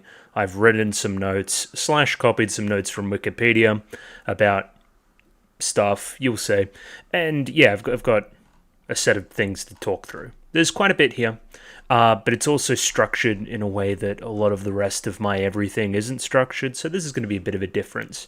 As you can see, I've got a bit of a different setup going. I've got the film down here to, you know, get some visual elements to, you know, whatever I want to talk about in whatever moment. that kind of stuff, I guess. But yeah, I mean, I'm just going to jump into this. I'm a little bit more calm about everything than yesterday. It was a little bit overwhelming. It was an overwhelming film, let's say. But all in all, I think I liked it. I think I liked it quite a bit. It reminded me a lot of the other films I've seen on the channel in that it's a lot of it's less concrete, right? It reminded me of Akira, or it reminded me of Perfect Blue, and those kind of videos I did, where it's less important to talk about, I guess, the various plot elements and what they mean, and how the story moved and changed and the plot was revealed and those kind of things, right? It's more interesting to talk about what it all means, the metaphors at play, the intertextuality between it and the TV anime, as well as, I guess, whatever else I wanted to say. Like it's telling you that Utena turns into a car isn't helpful, right? It's what that means that is the analysis then that's, you know, the value of the film. In just saying she turns into a car, you're missing half the fun of her turning into a car, I guess. So yeah, that's why I've chosen to structure it this way. As a result, it'll probably end up shorter. As a result, I'll probably end up missing things. I haven't gone through the film again. There'll be certain scenes that I'm just straight up forgetting. There'll be certain scenes that aren't going to get as much detail as others. It's kind of whatever came to my mind in the kind of 45 minutes when I was writing these notes. So yeah, if those particular scenes didn't come to mind in those 45 minutes, potentially I didn't think much of them regardless. But hey, you know, we can't get to everything. And listen, this is like all of the symbolism and meaning of the TV anime, at least a good portion of it, in 80 minutes. So, like, it'd be like me doing 5 or 6 episodes at a time of the TV anime. It's a lot. It's a lot to do with the way I've been doing it. If this is disappointing to anybody, I apologize. Let's put it that way. But yeah, the best way to get this video started is to start it. Let's start off with general thoughts. I'll get to a few, I guess, criticisms later on, if you can even call them that. It's more just choices, and choices that potentially resonate with me, that don't resonate with that resonate with other people, I guess. But yeah, I liked it. I think it's a good movie. It's not my favorite movie. It's not my favorite piece of Utena stuff. It feels like they've gone one direction instead of another direction for some benefit and for some detriment. Again, we'll talk about it. But mostly, overall, it shits on like 99% of other stuff. It's just that I think there's individual episodes of the TV anime I prefer more. If I was to put this on a tier list somewhere, which I may at some point, it probably wouldn't be in that S tier, along with the best episodes of the show. I just think that they were a little bit more special to me in the moment, I guess. And a lot of it comes from expectation. Like, the expectations of a film are different to an episode that I really adored, right? When you watch an episode, you don't know if it's going to be your favorite one. But when you watch the movie, you're like, okay, there's going to be a step up in direction, a step up in fidelity, a step up in music, a step up in everything, right? Because it's a film. They've had more time to work on it. Most of all, I want to see somebody who's watched this film without seeing the TV anime at all, and I want to see what they think. I think that would be very funny, as well as very interesting. I want to see what they make of it without all the context that we have going into the film. I think, again, that would be fun. Again, I've kind of talked about how I'm going to structure the recording already, so we can skip past that part and do a good old plot recap. So, for stuff like this, again, I did this for Perfect Blue, I did this for Akira, it was quite helpful to go back through with the notes in front of me, just kind of telling me what I guess is an objective view of what even happened, right? So let's just read along here. This is probably the easiest way to do it. I can stop when I find some interesting stuff. A lot of the stuff here, and I've highlighted some stuff later on, is straight up from Wikipedia. But again, I'm not I'm not using Harvard referencing. Shut up. I did that already. I've been to school. And yeah, this is just a YouTube video. I'm allowed to copy what I want, damn it. Anyway, let's start here. Utena Tenjo, a new student at Atori Academy, tours the school with classmate Wakaba Shinohara. She observes a fencing match between students Juri Arisugawa and Miki Kaoru, and shortly thereafter encounters her ex-boyfriend Toga Kiryu. After Toga departs, she discovers a rose-engraved signet ring identical to the one he was wearing resting inside a white rose. Okay, stop there. One, we'll talk about Toga later and his actual existence, right? I don't think he actually existed, guys. Well, he existed. He died. So he's like a ghost. In most of the events of the Adolescence of Utena, right? Therefore, what does it mean when Utena sees him? It's much like the TV anime where her prince is drawing her to the school. The promise of the prince drawing her towards the game, drawing her towards the rose seal, and putting it on and joining the dueling game. Then again, spin off the rest of that into whatever else you wanted to do, right? Because like it's implied that Torga and Anshi did it, but they didn't because he was like a ghost. Did she have sex with a ghost? I don't think she did. So to that point, it's a lot like the TV anime stuff as well towards the very end, where Anshi and Utena are in conflict over a prince that was promised, right? And kind of that prince being the same prince in a way, being the two sides of that one prince as well. On one side, you have the Torga from the past that's very similar to Dios. On the other side, you have the Torga of the now, which is a little bit more similar to the Archeo stuff. Again, just kind of reflecting the TV anime, doing that intertextuality stuff. Either way, continuing here, Utena wanders into a rose garden and meets Anshi Himamiya, the sister of the school's absent chairman, Akio Atori. Why is he absent? Because he's fucking dead. Oh my god. She is referred to as the Rose Bride by Kyoichi Sayonji, another rose-ringed student who sees Utena's ring and challenges her to a sword duel. Utena emerges victorious using a sword she pulled out of Anshi's chest. Again, very similar to the TV anime stuff. Nothing really unexpected there. I do particularly like the Rose Garden we have now. In its own way, it's very similar to the dueling arena, maybe contributing to a theme I'll talk about later, which is Anshi is in a little bit more control in this version of reality, right? As opposed to others. In, her place, which is the Sunlit Garden, doubles as the dueling arena for a lot of it, right? It's up in the air, it's above everything, there's a weird staircase going up to it, something Escher-esque. So she's in power as opposed to Akio. She's gained more power through something. We'll talk about it. But yeah, it's fun seeing that swap, right? Because Akio is absent. He's dead. He fell out of a fucking window. I don't know. Anshi didn't kill him, but she metaphorically killed him. Anyway, we'll talk about it. She's in control now. There's no like penthouse suite fucking observatory room. That shit shattered away. Yeah, very, very fun. That night, Anshi visits Utena's dormitory and attempts to initiate sex with her, but is rebuffed. I really like the lighting in this scene. I remember that, kind of the lamp going on and off. Again, we've talked a lot about light and dark in the TV anime stuff as well. And I guess the notions of purity and kind of corruption and all these other things as it pertains to sex. I think that's another good exploration of that kind of stuff. I should use visual fucking accompaniment for it. I have this up for a reason. Where is this scene? Don't get me started on the butterflies. Well, no, we're too far now. Yeah, right here. In the dark. They're going to embrace. They're going to do it, and then the light comes back on, and Utena kind of comes to her senses in a way, right? Very, very fun scene. Also, yeah, again, an intangible aspect of just this movie as well. I think everybody just looks fucking baller. I love this look for Utena. She grows the hair out later, but you know what I mean. This look for Anshi, very different on purpose. We'll talk about it. Everybody just looks sick. I love the costuming. I love the architecture. I just think, again, intangibly, I am a personal fan of what's going on here and what it looks like. When Utena questions Anshi about the duel and the rings, Anshi responds that the ring marks their bearers as duelists, that she is betrothed to whomever the victor of the duels is, and whoever possesses the Rose Bride has the power to revolutionize the world. All pretty normal stuff. Again, we know this from the TV anime. Elsewhere, Juri's childhood friend, Shiori Takatsuki, sure, I never knew her last name, but sure, tells Torga that as a child, her prince died attempting to save a drowning girl. Now, who would this prince be? There is another character in this retelling of the story who dies saving a drowning girl, and kind of gets forgotten in a lot of ways as well, because we don't really remember that until the very end. It's almost like we're put in the role of society, forgetting the sacrifice of the prince.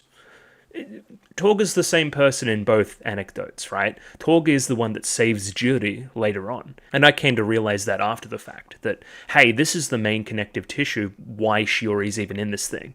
At least, tangibly. There's intangible reasons why she's there, metaphorical reasons, but again, very, very interesting stuff. They received a phone call from Akio who says Anshi is a witch who made the Lord of the Flies into a prince. Now that sounds like a little bit of a reversal, right? Anshi is one that made, like, the devil, because this is like some demonic shit, Lord of the Flies, right? Into a prince. But when her magic faded, the prince returned to his true form and turned back into a devil. So that could be like the rape stuff later on, where, like, she was... Because Akio is implied to be drugging Anshi, right? Who then, you know, he has sex with. So that's rape. Cool. And then when he finds out that she was awake the entire time, that's when the devil is reborn in a way. That could be an interpretation, let's say that. So the duels are organized in an attempt to reactivate her magic. So so she's still the witch in the story, right? Who's changing people, and again, that's her role in the story there. But she has more agency. It's revolving around her magic. She's not imprisoned, she's out making moves. Again, another tangible difference between the realities. Juri, who is manipulated by Shiori into dueling Utena, is defeated after witnessing Utena seemingly transform into Anshi's prince.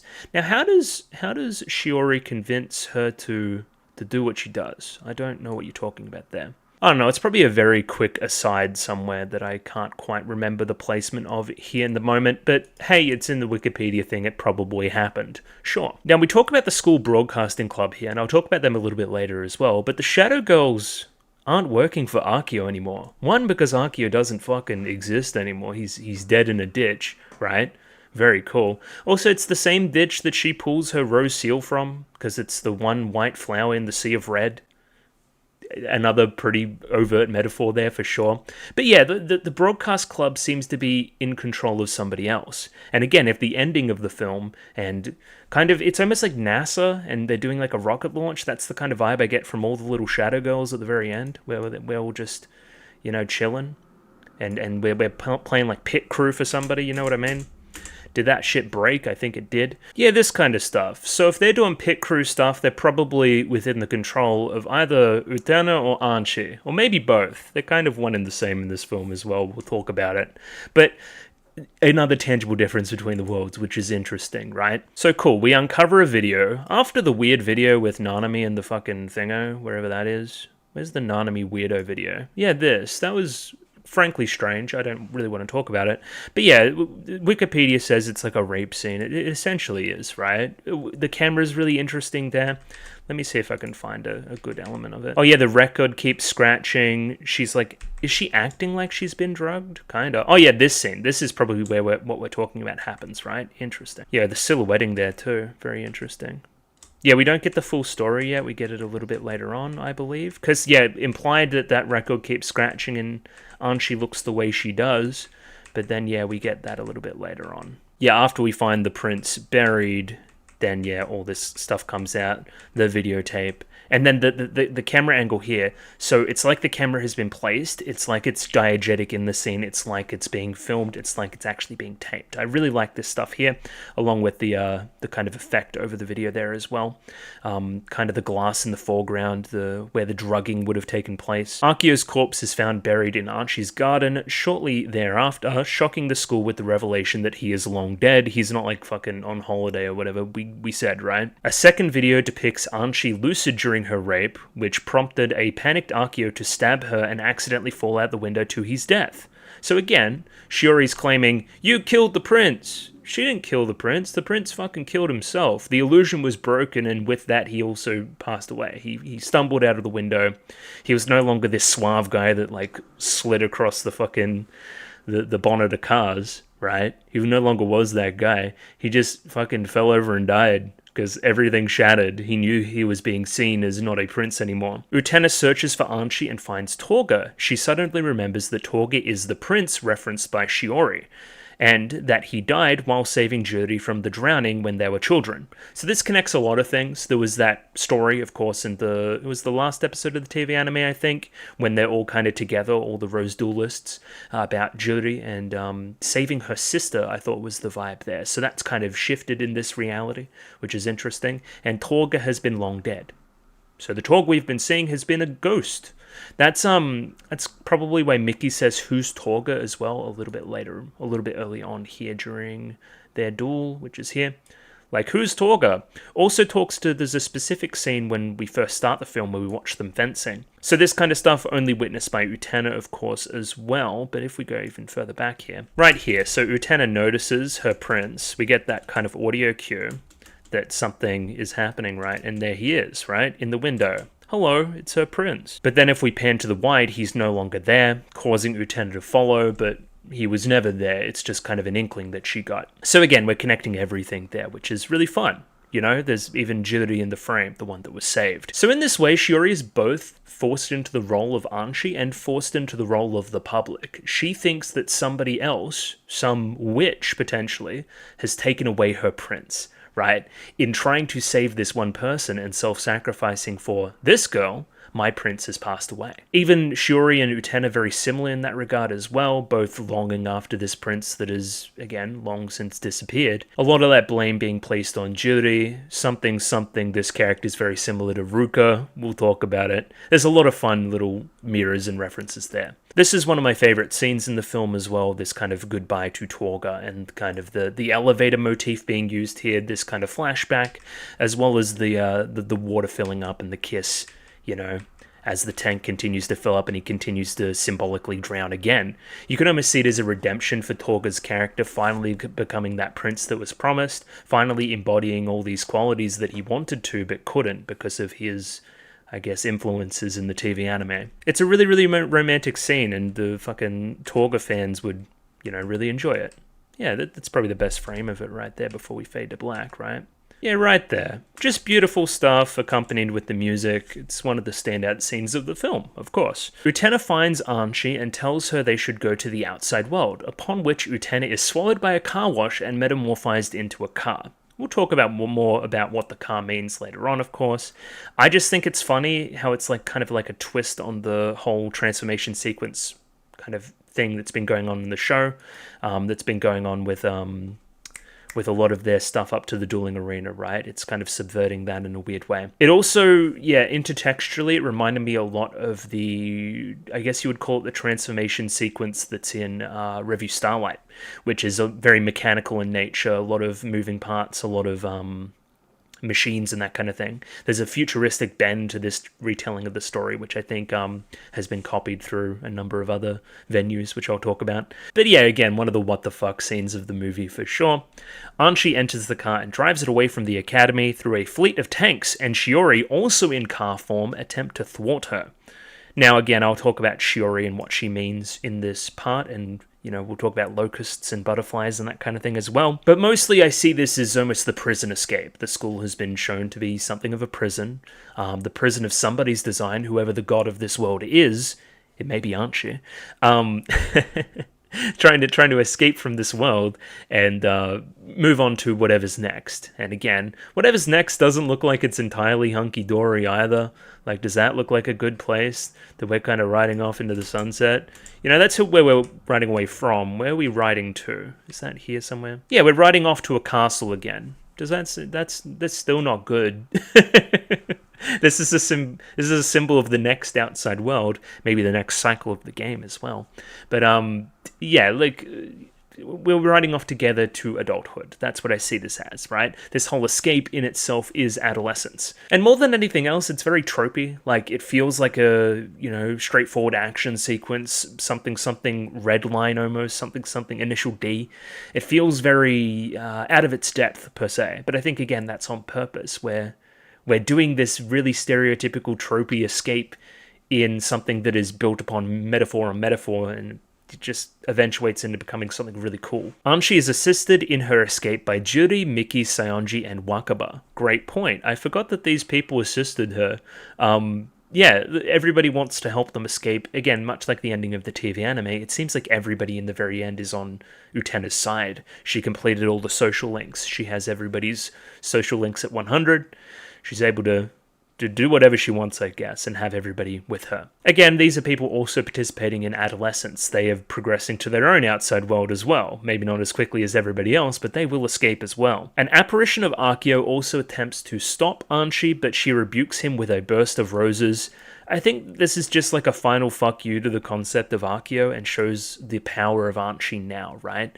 Well, I also really like Utena Kai in that scene, who she's kind of pushing against the stuff protecting Anshi. I think that's very cool. And then again, I've had this in front of me. Utena and Anshi emerge riding the remnants of a car, and they kiss as they drive off to the grey wasteland. They actually kiss, which is cool as well. Let's highlight and bold that and stuff, italicize. There's a kiss, there's a kiss, there's a kiss, there's a kiss. I guess we're less scared about TV censorship stuff, because I don't remember there being girl-on-girl kissing in the other one. Especially not like stuff like this, which is implied very promiscuous between two girls as well. It feels like they have their shackles released a little bit. I think there's a quote that backs this up as well. Cool, so we finally got through the events of the film. That took a lot longer than I thought it would, but bear with me here. It begs the question, though, why was this made? Why did we make this movie when so much of it thematically is very similar to the thing that's already come before it? There must have been a concrete reason as to why, right? So let's talk about its development. This is taken from the Wikipedia page as well. Essentially, BiPaPa's and its, entire conceptual beginning, ending, blah, blah, blah, blah. This film was always part of the plan. So I referenced in the start of this video that the manga is very different again. So I think, again, they wanted to take this through, like, different venues of media, right? We're going to do a very similar story through the manga, a very similar story through the animes, very similar story through the movie. This kind of trio of ideas of this concept of Utena. In that way, it gives fuel to the fire that all of this is an alternate universe, right? There's been 3 different alternate universes where we're trying to tell this story as many different ways as possible because its thematic stuff is applicable to everybody. Everybody, especially young people, should learn the lessons that are being told here, right? It's almost PSA at points. It's a good piece of media for people to watch. So spreading that out and making sure that the most people understand this story and can experience this story is a great thing. That is a good reason of why you would make this. Ikuhara also expressed a desire to create a film that heightened the themes and subject matter of the original anime, seeking to do in the movie what I wasn't able to accomplish in the TV series. By that I think he means scope-wise. So again, we've talked a lot about Ikuhara and JC stuff and their production techniques in the TV anime of Utena. Being able to actually blow out and have a budget and do all the clever fun shots that you want to do would be quite freeing for Ikuhara, I think, right? He's finally able to realize some of these big picture ideas without skimping on animation budget. Ikuhara also jokingly stated that the Adolescence of Utena was more naughty compared to the TV series, something that he wasn't able to get past everybody else, right? Get past in the TV anime and TV censors and that kind of thing, right? So I would agree. There's more tits and ass in this one. It's also more gay, so you can do lots more stuff with the movie. It's a little bit more of a freeing art form in that way, I would say. Look, it's gay, and there's tits and ass in wherever they're doing the portraits, right? Also, at the very end, there's tits and ass as well, so, Oh, I really love this shot, and just because I've got it here, I'll bring it up, right? So all the different parts of Anshi, and in the heart where the stabbing took place is also the drowning. So this is a symbolic representation of princehood being stabbed in her heart, right? The shattering of that princehood and that shame being taken out on the princess / the witch, leaving a forever mark on the heart and further conflating the stories of Utena and Anshi. I really think that this is a really clever piece of imagery. Also love the blindfold over the eyes. Like, oh yeah, I wasn't supposed to see what I saw. I wasn't supposed to be drugged. I was supposed to be asleep. And then I saw what I saw. I'm no longer blindfolded, I see, and then the illusion shatters. Again, as we talk about, a lot of this film is what you make of it, and you look at certain elements and you compare it to other certain elements. In that way, it is very shallow, where the surface level, there's not a lot of plot intricacy there, but then you dive deep, and it gets deeper and deeper and deeper the more you dive. So again, you can talk about the visual storytelling in this movie forever. More to the differences as well, this film's version of Utena is depicted more masculine-leaning, appearing initially with short hair and boys' clothing. This alters by the end, like she turns into her like normal Utena form. Where's this? Yeah. A little bit more normal Utena, long flowing hair, prince uniform, colors inverted in a fun way. But yeah, initially she looks like a Persona character. You know the one I'm talking about. The hat helps a lot in that regard as well. In comparison, Anshi is more strong-willed and overtly sexual. We'll talk about it and reasons as to why. The romantic subtext of Anshi's relationship with Utena is rendered more explicitly. Correct, it is. Chiya Saito also stated that characters who weren't treated kindly in the TV show got more attention, so I think the film was sympathetic in that regard. Saito advocated for a prominent role for Toga in the film, whose backstory is explored in greater detail relative to the television anime series, right? So we imply that Toga got abused as a child. Is that correct? I think that's true.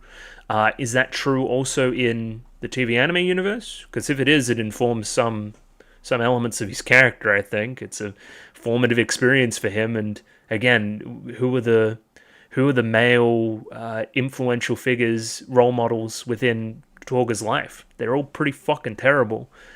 And again, everything carries true in every universe, right? So ultimately, him making the sacrifice that he makes is. Yeah, you can read into that a lot of different ways now. Alright, this is a big conversation topic and something I've been dancing around for a lot, right? Cool. What is the canonical status of the film? What is it? Is it a sequel? Is it an alternate universe? Is it both? Is it nothing? Is it something else entirely? I'm leaning towards sequel.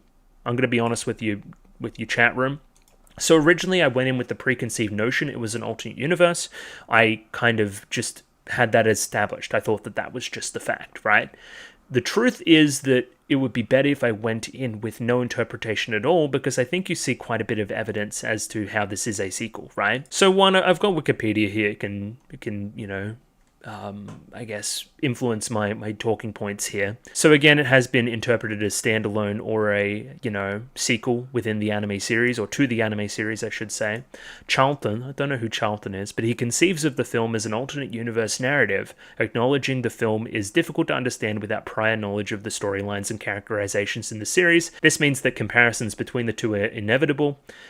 I don't see how this proves alternate narrative, alternate universe, I mean. Just that, you know, let me continue.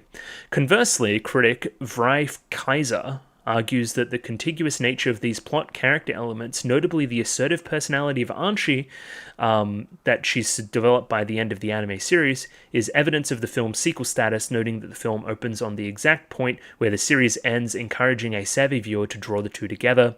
Anshi's reactions throughout the film make much more sense if viewed through the lens that she's the same Anshi from the anime series. I would agree. So, where's Anshi? Find me Anshi. There's Anshi.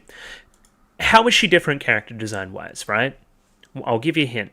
No glasses. She leaves her glasses on fucking Thingo's table, on Arkio's table in the first universe, and kind of lets her hair down. She has her hair flowing, and then she walks out the gates, off to something else. I think she walks into another world where, based on Utena's sacrifice in the TV anime, she has attained some semblance of more power, right? She's also simultaneously taken power away from Arkio. Like, I talk about this here. Anshi is obviously different now, but what about Arkio? What changed, right? So, let's find Arkio. Arkio is notably smaller, meeker, less powerful, more pathetic. Like, where's this stuff where he's, like, sliding over the fucking, the bonnet of the car? Yeah, right here. It's like he's a pastiche of himself, right? Who does, like, stupid bullshit like this over the bonnet of cars. It's rendered with no malice anymore. He's lost his riz. You know what I mean? I think, again, that stolen riz has been taken from Arkio and given to Anshi. That's why she has so much power in this school. That's why she's so much more assertive than Utena. She's been freed. That's awesome. In that way, the movie can be interpreted as almost the opposite of the TV anime. It is now Anshi pulling Utena out of this world, right? Utena got whatever she got at the very end of the TV anime. She's somewhere else now. I need to go and save this other vestige of Utena, right? Who's got less agency, who's more malleable, has less outward confidence. I need to be the one to go and save her now, right? I need to be the one to pilot her as a car out of this thing. And then at the very end of the film, we can ride away into the sunset and be all gay together and stuff. It'll be awesome. So again, Anshi here has way more agency. That is a major difference between the two. She's taken that agency away from Akio based on the events of the end of the TV anime. Another element of this is the Shadow Girls. They were previously under Akio's control. Now they're seemingly a little bit more under Anshi's control, right? They do a radio show that's mostly about the topics of Anshi and that kind of thing, right? They're notably like nicer and more, suited to Anshi's personality, I would say. They're still obviously very sarcastic and stuff and do a lot of the same old things, but like it feels like they're on our side in a way that it doesn't feel like they're on our side in the TV anime stuff. I see that the Shadow Girls have been taken away from Akio. Again, the ending of the film is more evidence to that, where we have, I guess, the kind of NASA station of fucking Shadow Girls kind of pit crewing us, guiding us out of this place, right? Being our kind of radio control in the race. There's also, of course, the name tags at the very end of the film, which have the name tags of Anshi and Utena, right? So these two were working together, or at least some semblance of them as represented by this, in their escape. Cool. I think that's evidence of a sequel. That is evidence of a change occurring based on the very end, or at least that could be seen as a theory. The other thing would be Nanami. There is a lack of Nanami in the film as well, because she left the game. Remember, she took off the rose seal, right, at the very end. She no longer was participating where the rest of them were. Nanami's no longer here. Nanami's off in her own little world doing whatever Nanami wants to do. Let's be real. And the only place she gets is kind of relegated to a cameo where she's a cow, and it's like the best worst scene in the movie where she fucking farts or something. It was weird. And again, I want to scroll back up here and talk about how the architecture contributes to this as well, right? It feels like this is a world in the middle of changing. There's a lot of moving parts. The start of the film is very similar in that regard, right? It's kind of chaotic but structural. I can't really talk about architecture very well. It's not an area of expertise for me personally. But I think looking at this image, I would say confusing. We're confused. Not everything kind of links together yet. There's a lot of cliffs. There's a lot of platforms with sheer drops into youthfulness, drops into whatever came before it, that kind of thing, right? And again, it's moving, it's changing, it's building into something else. It in itself symbolizes adolescence, confusing, moving around, changing. But I think it's also the world changing. We're changing from the, I guess you'd call it, French-influenced architecture of the TV anime, at least a little bit more old-fashioned, right? We're becoming newer. There's more cars around. There's different architectural styles, postmodernist, that kind of thing. It feels like we're moving towards the future as well, and their kind of environment is moving along with them. Again, dictates progression, and I think itself is more evidence of sequel status, right? We're moving from one set of architecture to another, progressing through time, progressing through our own lives in the process. And speaking about the architecture, I could see a lot of influence in a lot of things that came after it. I think this film in totality looks a lot like Shaft. A lot. So I wouldn't be surprised if a lot of like key Shaft team members, I would have to look up who like Shinbo and all them, like what they're directly influenced by the most. I would imagine this is on the list. Again, maybe they're pulling influences from the same place, like both Utena and Shaft. They're pulling from those similar areas and came up with a similar result, or they're influenced by one another. I don't know. But I see a lot of Madoka in this, especially Rebellion, especially Rebellion, for sure. Another TV anime movie that would not make any sense at all if viewed on its own without the TV anime. Monogatari. Monogatari is all about confusing modern architecture pointing in various different ways, and street signs and other weird shit. Again, the confusion of adolescence is another big theme in Monogatari as well. Again, being expressed outwardly in the world. Evangelion Rebuild stuff, again, hey, that's another one about adolescence and change, right? In particular, like the Rebuild stuff where like Tokyo, what's it called? New Tokyo 3. It's like moving around a lot, right? There's a lot of like the bunk will go down and then this will pop up and then, yeah, again, I see a lot of influence there, and I'm very similar to some other stuff I've watched as well in that regard. Okay, furthermore, so now we think it's a sequel, right? How do we fill in the gaps? I've already talked about how we go from one to the other, how Anshi kind of went out of one world and walked into another one. But then what does the ending mean within this context, right? I think I should read these Ikuhara quotes first. This one isn't really a quote, it's more of a statement, but the next one's a quote. Ikuhara has expressed reluctance at ascribing explicit meaning to the themes and symbols of the film, hardy hardy ha, stating he would like the viewer to decide what the film represents. I'm trying my best here. I wanted to convey the sense of what it means to become an adult. In other words, there are no people with pure hearts in the world of adults. So, what would you do when you realize this? When you realize that the world of adults is a dirty one, where no one with a pure heart can live, would you avoid it and remain as a child where you can live in a world of childishness and beautiful dreams? Or would you enter the adult world regardless, even if you knew that it was not a pure world? I think this is analogous to the TV anime stuff as well. This is a pretty deep quote and kind of puts into a small statement what I think the entire show is about. And invokes Mickey and Kozue in a way as well. There's a reason why Kozue has a number plate on one of those cars, right? And Mickey doesn't. Mickey isn't progressing yet. We see some small signs of progression at the end of the TV anime. He's becoming a mentor for Suwabuki. But he's chosen the opposite. He's chosen to remain a child. And Kozue has also made that choice for him, explicitly wanting him to remain a child, right? But at the very end of the film, when we're doing, that run away and that kind of thing, right? Away from everything and that stuff. We're going off to a grimy, dead, fucking shit world. Where's that castle, baby?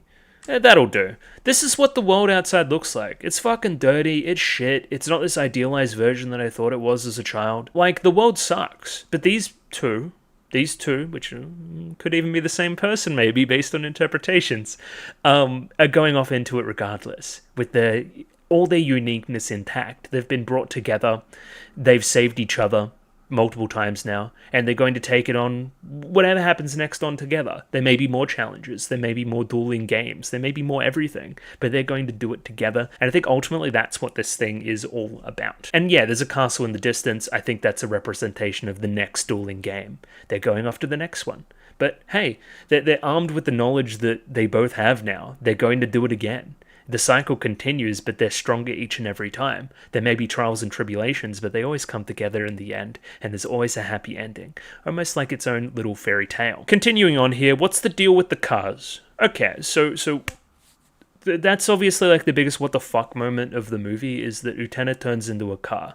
Utena turns into a car, everybody. How do we feel about that? One, it's really cool. I think the transformation sequence is cool. I think her car is cool. I love its design. It's almost phallic. You can read into that however you will as well. It almost looks like a stiletto as well. That's another interesting thing to note. It's bright pink, like Utena is. I just think it's a fucking killer design.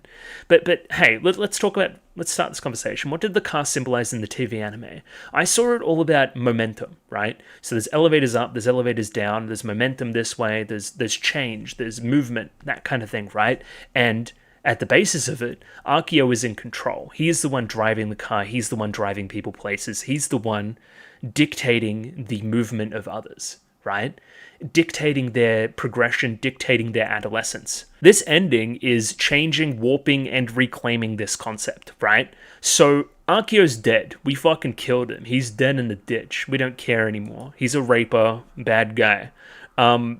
So we're gonna... His car is left to rust. We don't have the key for that anymore. Fuck Akio. He's dead. What we're gonna do instead is Utena's going to turn into the car and become the vehicle in which Anshi is able to escape, but also Anshi's the one in control. So in that way, she's also the one driving Utena out of there and saving her. Now again, that's more to my theory that this is now Anshi's world. She's the one in the driver's seat. She's the one in control. She's the one that makes all the advances. Again, based on the events of the TV anime, or the ending there. Now this symbol of adolescence, this symbol of growing up, getting your license, moving on in life, driving places, having more freedom, that is now Anshi. She's able to do that and able to dictate Utena's adolescence in that way, dictating the journey of her getting out of this thing and dictating her growing up into an adult, as symbolized by the very end. And I just think that's neat. That's clearly what we're getting at, I think. I think the Wikipedia article talked to something about cars being this thing, especially 70s sports cars, being this idea of an adult's toy. Right? Like, hey, yeah, it's expensive and it looks cool and it's fun to drive around, but doesn't that fulfill the same purpose as a toy car would for a young boy?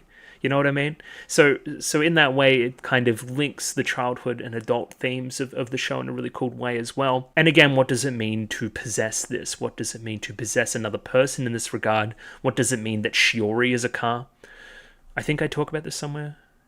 Yeah, what's the going on with Shiori? I talk about that in a minute, so I'll leave that. So we'll continue here. How does the ending work when considering the princess-prince dichotomy of the TV anime? And I say here the theme of the unison of the two sides of oneself. And this is from Wikipedia again, but it's a couple of quotes about, I guess, the LGBT nature of the film, right? So writing intersections, gender, history, and culture in the Asian context, Sadha Charlton posits the categorization of Adolescence of Utena as a lesbian film reflects a specifically Western desire to interpolate the text into pre-existing notions of lesbianism and same-sex desire. She argues that the film instead seeks a rejection of dominant discourses of gender and sexuality. Utena invests in the romantic notion of revolution as being capable of fundamentally changing the world by erasing categories of gender and sexuality as it invests in these very categories. Now again, this person's clearly much more smart than me, but I kind of see what they're getting at. It kind of talks to the fluid nature of Utena's gender as we go through the film, starting more masculine but going more feminine. Talks to Anshi's change between the two films, right? Letting herself blossom a little bit more. Talks to the, this stuff at the very end, kind of these two versions of the princess-prince archetype coming together and forming the one person, something a little bit more advocating for androgyny. Like being able to have final unison between these two characters who have encompassed both princessly and princely ideals in the past, is ultimately a good thing. This is the revolution that we're talking about. It certainly is a place for analysis there. Napier posits a similar position, arguing that the final scene of the film represents the need for integration of the two sides of oneself, with the joining of the masculine Utena and the feminine Anshi being acknowledgement of the need to integrate psyche regardless of gender or orientation. Become comfortable with both sides of yourself. Because you, person watching this video, you have a masculine side, you have a feminine side.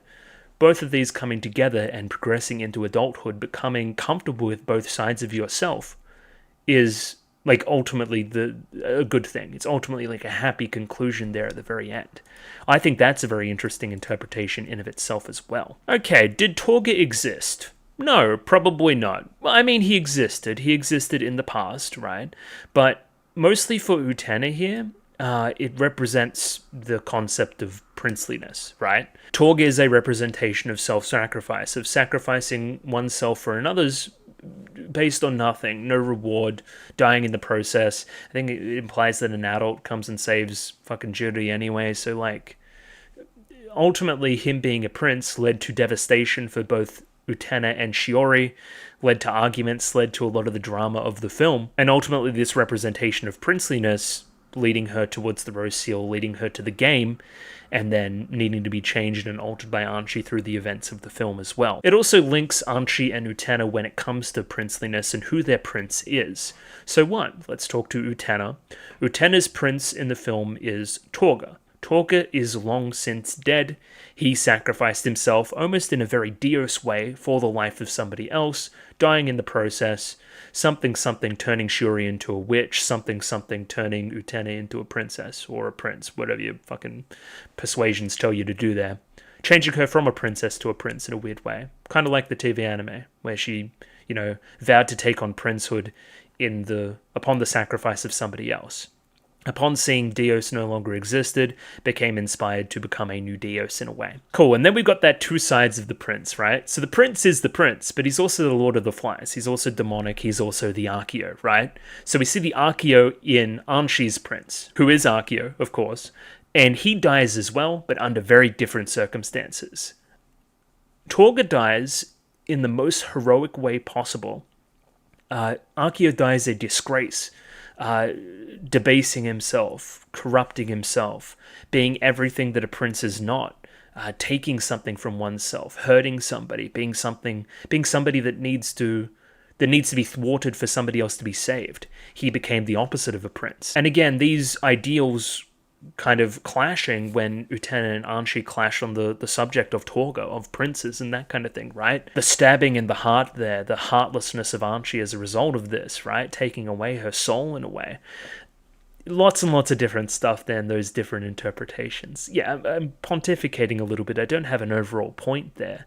But I think, yeah, the two sides of the prince that has been explored in the TV anime as being represented by Akio and Torga and the relations to Anshi and Utena respectively in the film is very interesting. Now let's talk about Shiori. Why was she chosen to have a major role in the film? So on one level, hey, yeah, let's write her into the film of having Torga as her prince and having all these scenes here where they, have conversations and that kind of thing, and there's bed sheets and weird butterfly metaphors and stuff. Cool. That's good to begin with. We like that. That's fucking cool.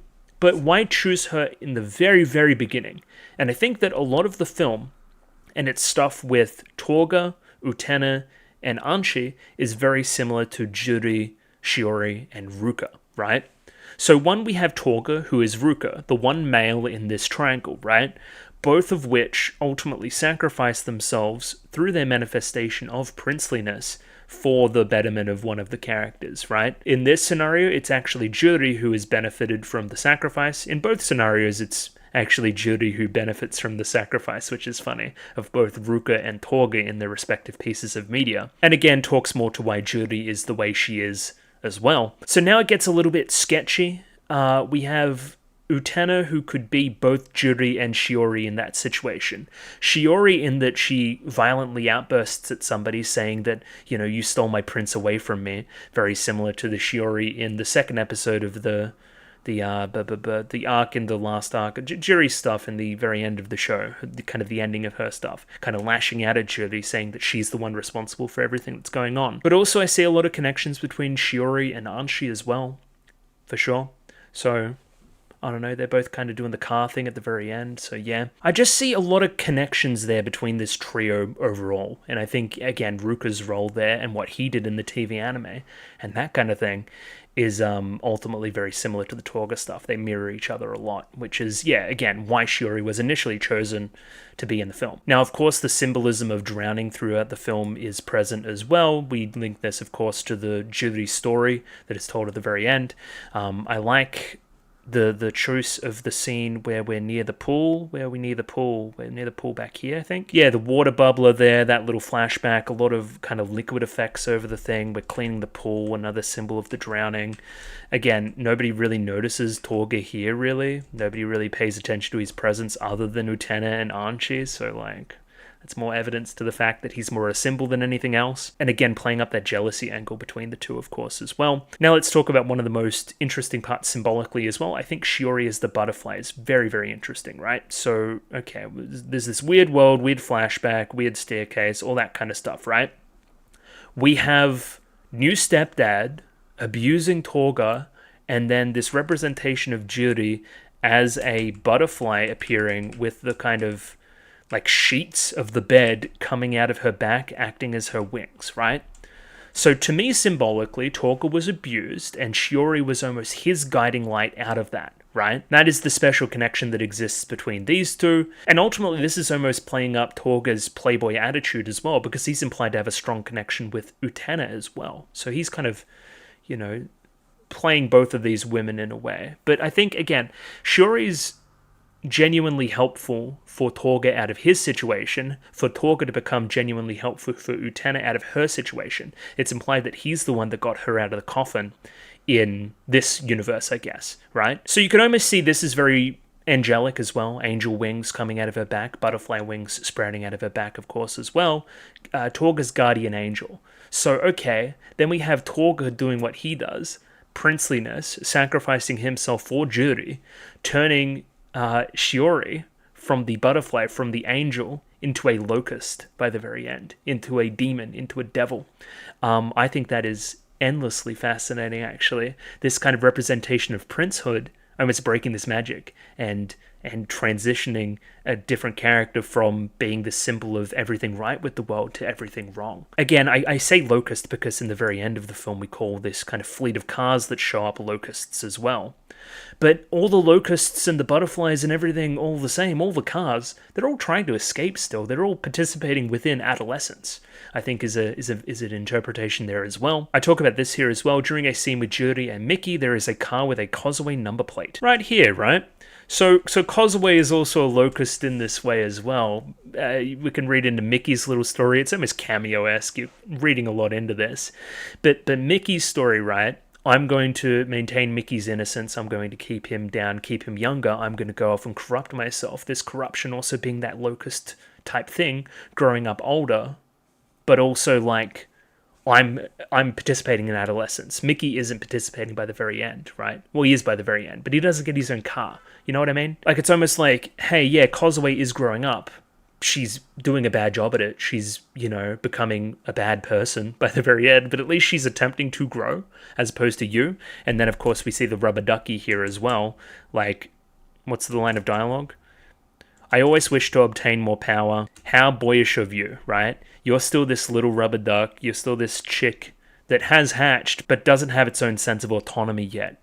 You're like that wind-up chicken from the TV anime stuff. Like, just kind of walking. And when stopped, you're wound up by somebody else and you walk another way, right?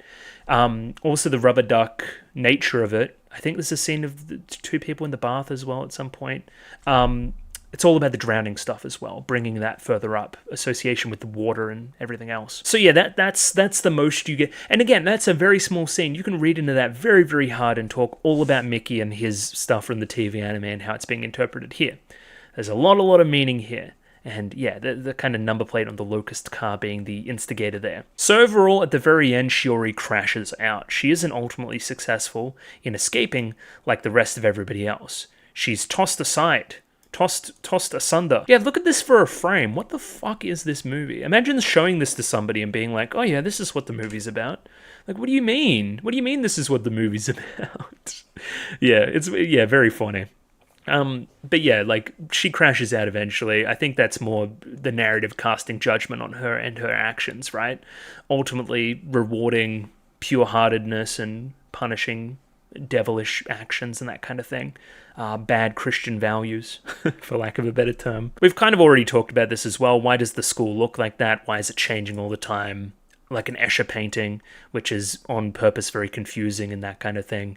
Why does the castle have wheels at the very end and chase them? I'm seeing this as more of like the fairy tale ideal, their childhood place where they're living, chasing them down and trying to crush them, right? Trying to keep them caged in instead of exploiting out into adulthood. Again, the castle seems pretty nice compared to the very end of the film, which is all grey and fucked, right? But hey, we're doing it on our terms, and that's the best part, right? That's what Ikuhara's talking about with this kind of quote, I think, a lot. Like, hey, yeah, you can exist within this castle, within this fairy tale, and close your eyes to the future, or you can embrace this unpure world on your own terms, I think. And again, that's a lot of the architecture of the film, that's why it looks like that, blah, blah, blah, blah, blah. We're coming to the end here. Okay, enough navel-gazing and analysis and that kind of stuff. How does this compare to the TV anime for best and for worst, right? 1, it is visually a lot better. Fidelity-wise, direction-wise, storyboarding-wise, framing-wise, lots of stuff. I think it's superior in that regard to a lot of different episodes. There are specific episodes which I think I would still take ultimately over this, but overall I prefer these interpretations in a macro sense, I guess. You could, pick out some frames that I didn't quite like or anything like that. But I think ultimately every scene in this film is very interesting visually, which is not something I can say for the TV anime completely all of the time. Like even here, this V shape here, with regards to this depiction of the character and like kind of drawing somebody else naked and that kind of thing, and these representations of femininity is very interesting as well. And that's just one frame. You can go here. Like the red curtains, red is a huge color in the rest of the stuff. Show curtains, they're putting on a show potentially. This also being the same room essentially or the same suite where the rape took place and all that kind of stuff. Akio's death. Like there's a lot of analysis you can do on every single individual frame here, you know what I mean? The water there, we talked about water a bunch of times. So that's great. On that level, it's fantastic. But also, I think the TV anime does a way better balance of threading the needle between navel-gazing analysis-y stuff and actual genuine plot reveals and a sense of structure, I guess. I would say that this film is unstructured on purpose, for sure. It's confused on purpose. That's reflected in the architecture as well. But Does that make for an enjoyable watch all of the time? Not on a first watch completely, totally. It's very easy to get confused. I think it will succeed more on subsequent watches, and the more you're invested and knowledgeable about the source material. As I've said previously, it's as deep as you want it to be. It can be, hey, that was really weird and fucked up, or you can know all the context and dive in deeper and deeper and deeper. Ultimately, I was searching for something solid to grab onto through a lot of the film, and I didn't find it. But that doesn't mean it's bad, it just means it's different. And different's still a good thing, I think, ultimately, right? Like, this is another fucking fantastic frame. Like, it's directed masterfully, is my point. It doesn't have that rigid structure that I'm looking for, I guess. Something a little bit more to hold on to. Style over substance, like a little bit, but also style is the substance if you wanted to dig into it.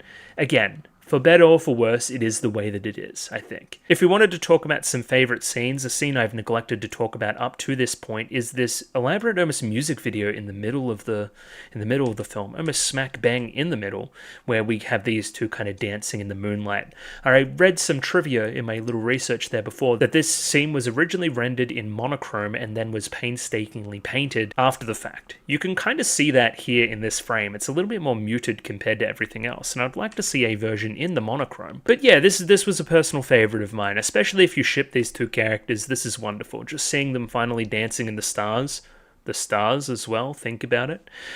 It's just, yeah, one of my favourite scenes for sure. I've already talked about this Torga scene, but it bears mentioning again. It's ultimately fantastic. The placement in the Mikage elevator as well is masterful. I love that shit. Intertextual analysis go brr. Crazy. I know it's a bit of a controversial one, but the scene where Nanami is a cow and like all this fucking weird shit happens, another top tier scene. I really, really love that scene. Obviously, the entire finale is fantastic, both in concept and execution. It's a fantastic car chase, buoyed by some fantastic performances by the Shadow Girls as well, which, yeah, encompasses all the themes of the film in a really fun way. Really love Shiori's presence in that scene as well, of course. The scene where they're making paintings of each other, very, very good. And again, you could rewatch that with the knowledge of the end of the film and the, I guess, fate of Akio, and read into that a very different way, I think, too. I've talked about the lighting in this scene and how I think it's really, really awesome. What do we mean by all the sheets, all the bed sheets everywhere? Like we're trying not to get blood on anything. Is it more evoking to the fact that Torga doesn't exist? Like it's all ghostly and apparition-y? He died a death. We don't want to get blood anywhere. The bed sheets turn into the butterfly wings of Shiori as well. Again, just fascinatingly constructed. The start of the film and kind of the what the fuck nature of it as we kind of get introduced to the new character designs and everything. Even the very start and the small semblances of stuff we see. Kind of Akio there for 1 second and then Akio gone the next. Akio has been kind of destroyed. This is the very top of the tower where Anshi now only resides as opposed to Akio. He's lost his riz, he's lost his power. Again, another very cool interpretation there. This movie's great. I think, yeah, again, we're moving on to the conclusion itself now. It's great. It's fantastic. It's one of the most interesting things visually I've seen in a minute. Definitely works as a companion piece to the TV anime stuff. Am I in love with all the plot decisions all the time? Do I think it's a bit quick? Yes. Do I ultimately think that's a major detriment to everything else that's going on? The answer is no. Would I recommend this film? Absolutely. It's basically essential viewing after the TV anime, I would argue. And with that, we'll probably close it out. Yeah, it's very good. I enjoyed it greatly. And yeah, I'm looking forward to everybody else's little analysis pieces as well. I only did 45 minutes of little analysis here and ended up with 6 pages of notes. So, you know, it is what it is. Wikipedia was very helpful in this regard as well. So shout outs to Wikipedia, of course. But yeah, that's Utena done. Let me transition to another frame. Yeah, this one will do. Yeah, thanks for watching Utena with me. I did this last week already, but Utena's a good show. Thanks for watching it. That kind of garbage. Next, what is next? I'm not going to do a poll. I think I've implied this in the past. My hat's kind of wrong too, but anyway. I'm not going to do a poll, mostly because what I'm going to put on the poll, I think it's just going to win regardless. That's the major reason. It's going to be Monogatari. We're going to be doing Monogatari again starting next week. I've also mentioned that I'm going to do tier lists. I'm going to do those next week as well in kind of tandem with the Monogatari stuff, because I'll do one episode of Monogatari. It shouldn't take as long as this would take. I'll do that next week and then do some tier lists to close us out. Just a nice separate upload to finish off the Utena stuff, I think. With the tier lists, again, if you feel so inclined, link me some categories and that kind of thing. I'm sure to do any extra stuff that people link me in that regard. I'm obviously doing the essential stuff like characters, episodes, anything else really. I don't know who looks the coolest. All that kind of jazz. But yeah, thanks for watching. I'll catch you guys next time. But oh yeah, I forgot to mention this as well. If you're particularly interested in older stuff, classic anime, that kind of thing, keep an eye out on the channel, because the next poll I do, I'm thinking about doing classics. So link some classics to me in Discord. If there's anything on the level of Utena out there, again, I want to watch it. So yeah, and that'll be on the weekend slot. So yeah, goodbye. Now I'll say goodbye for good. See you later. Bye-bye.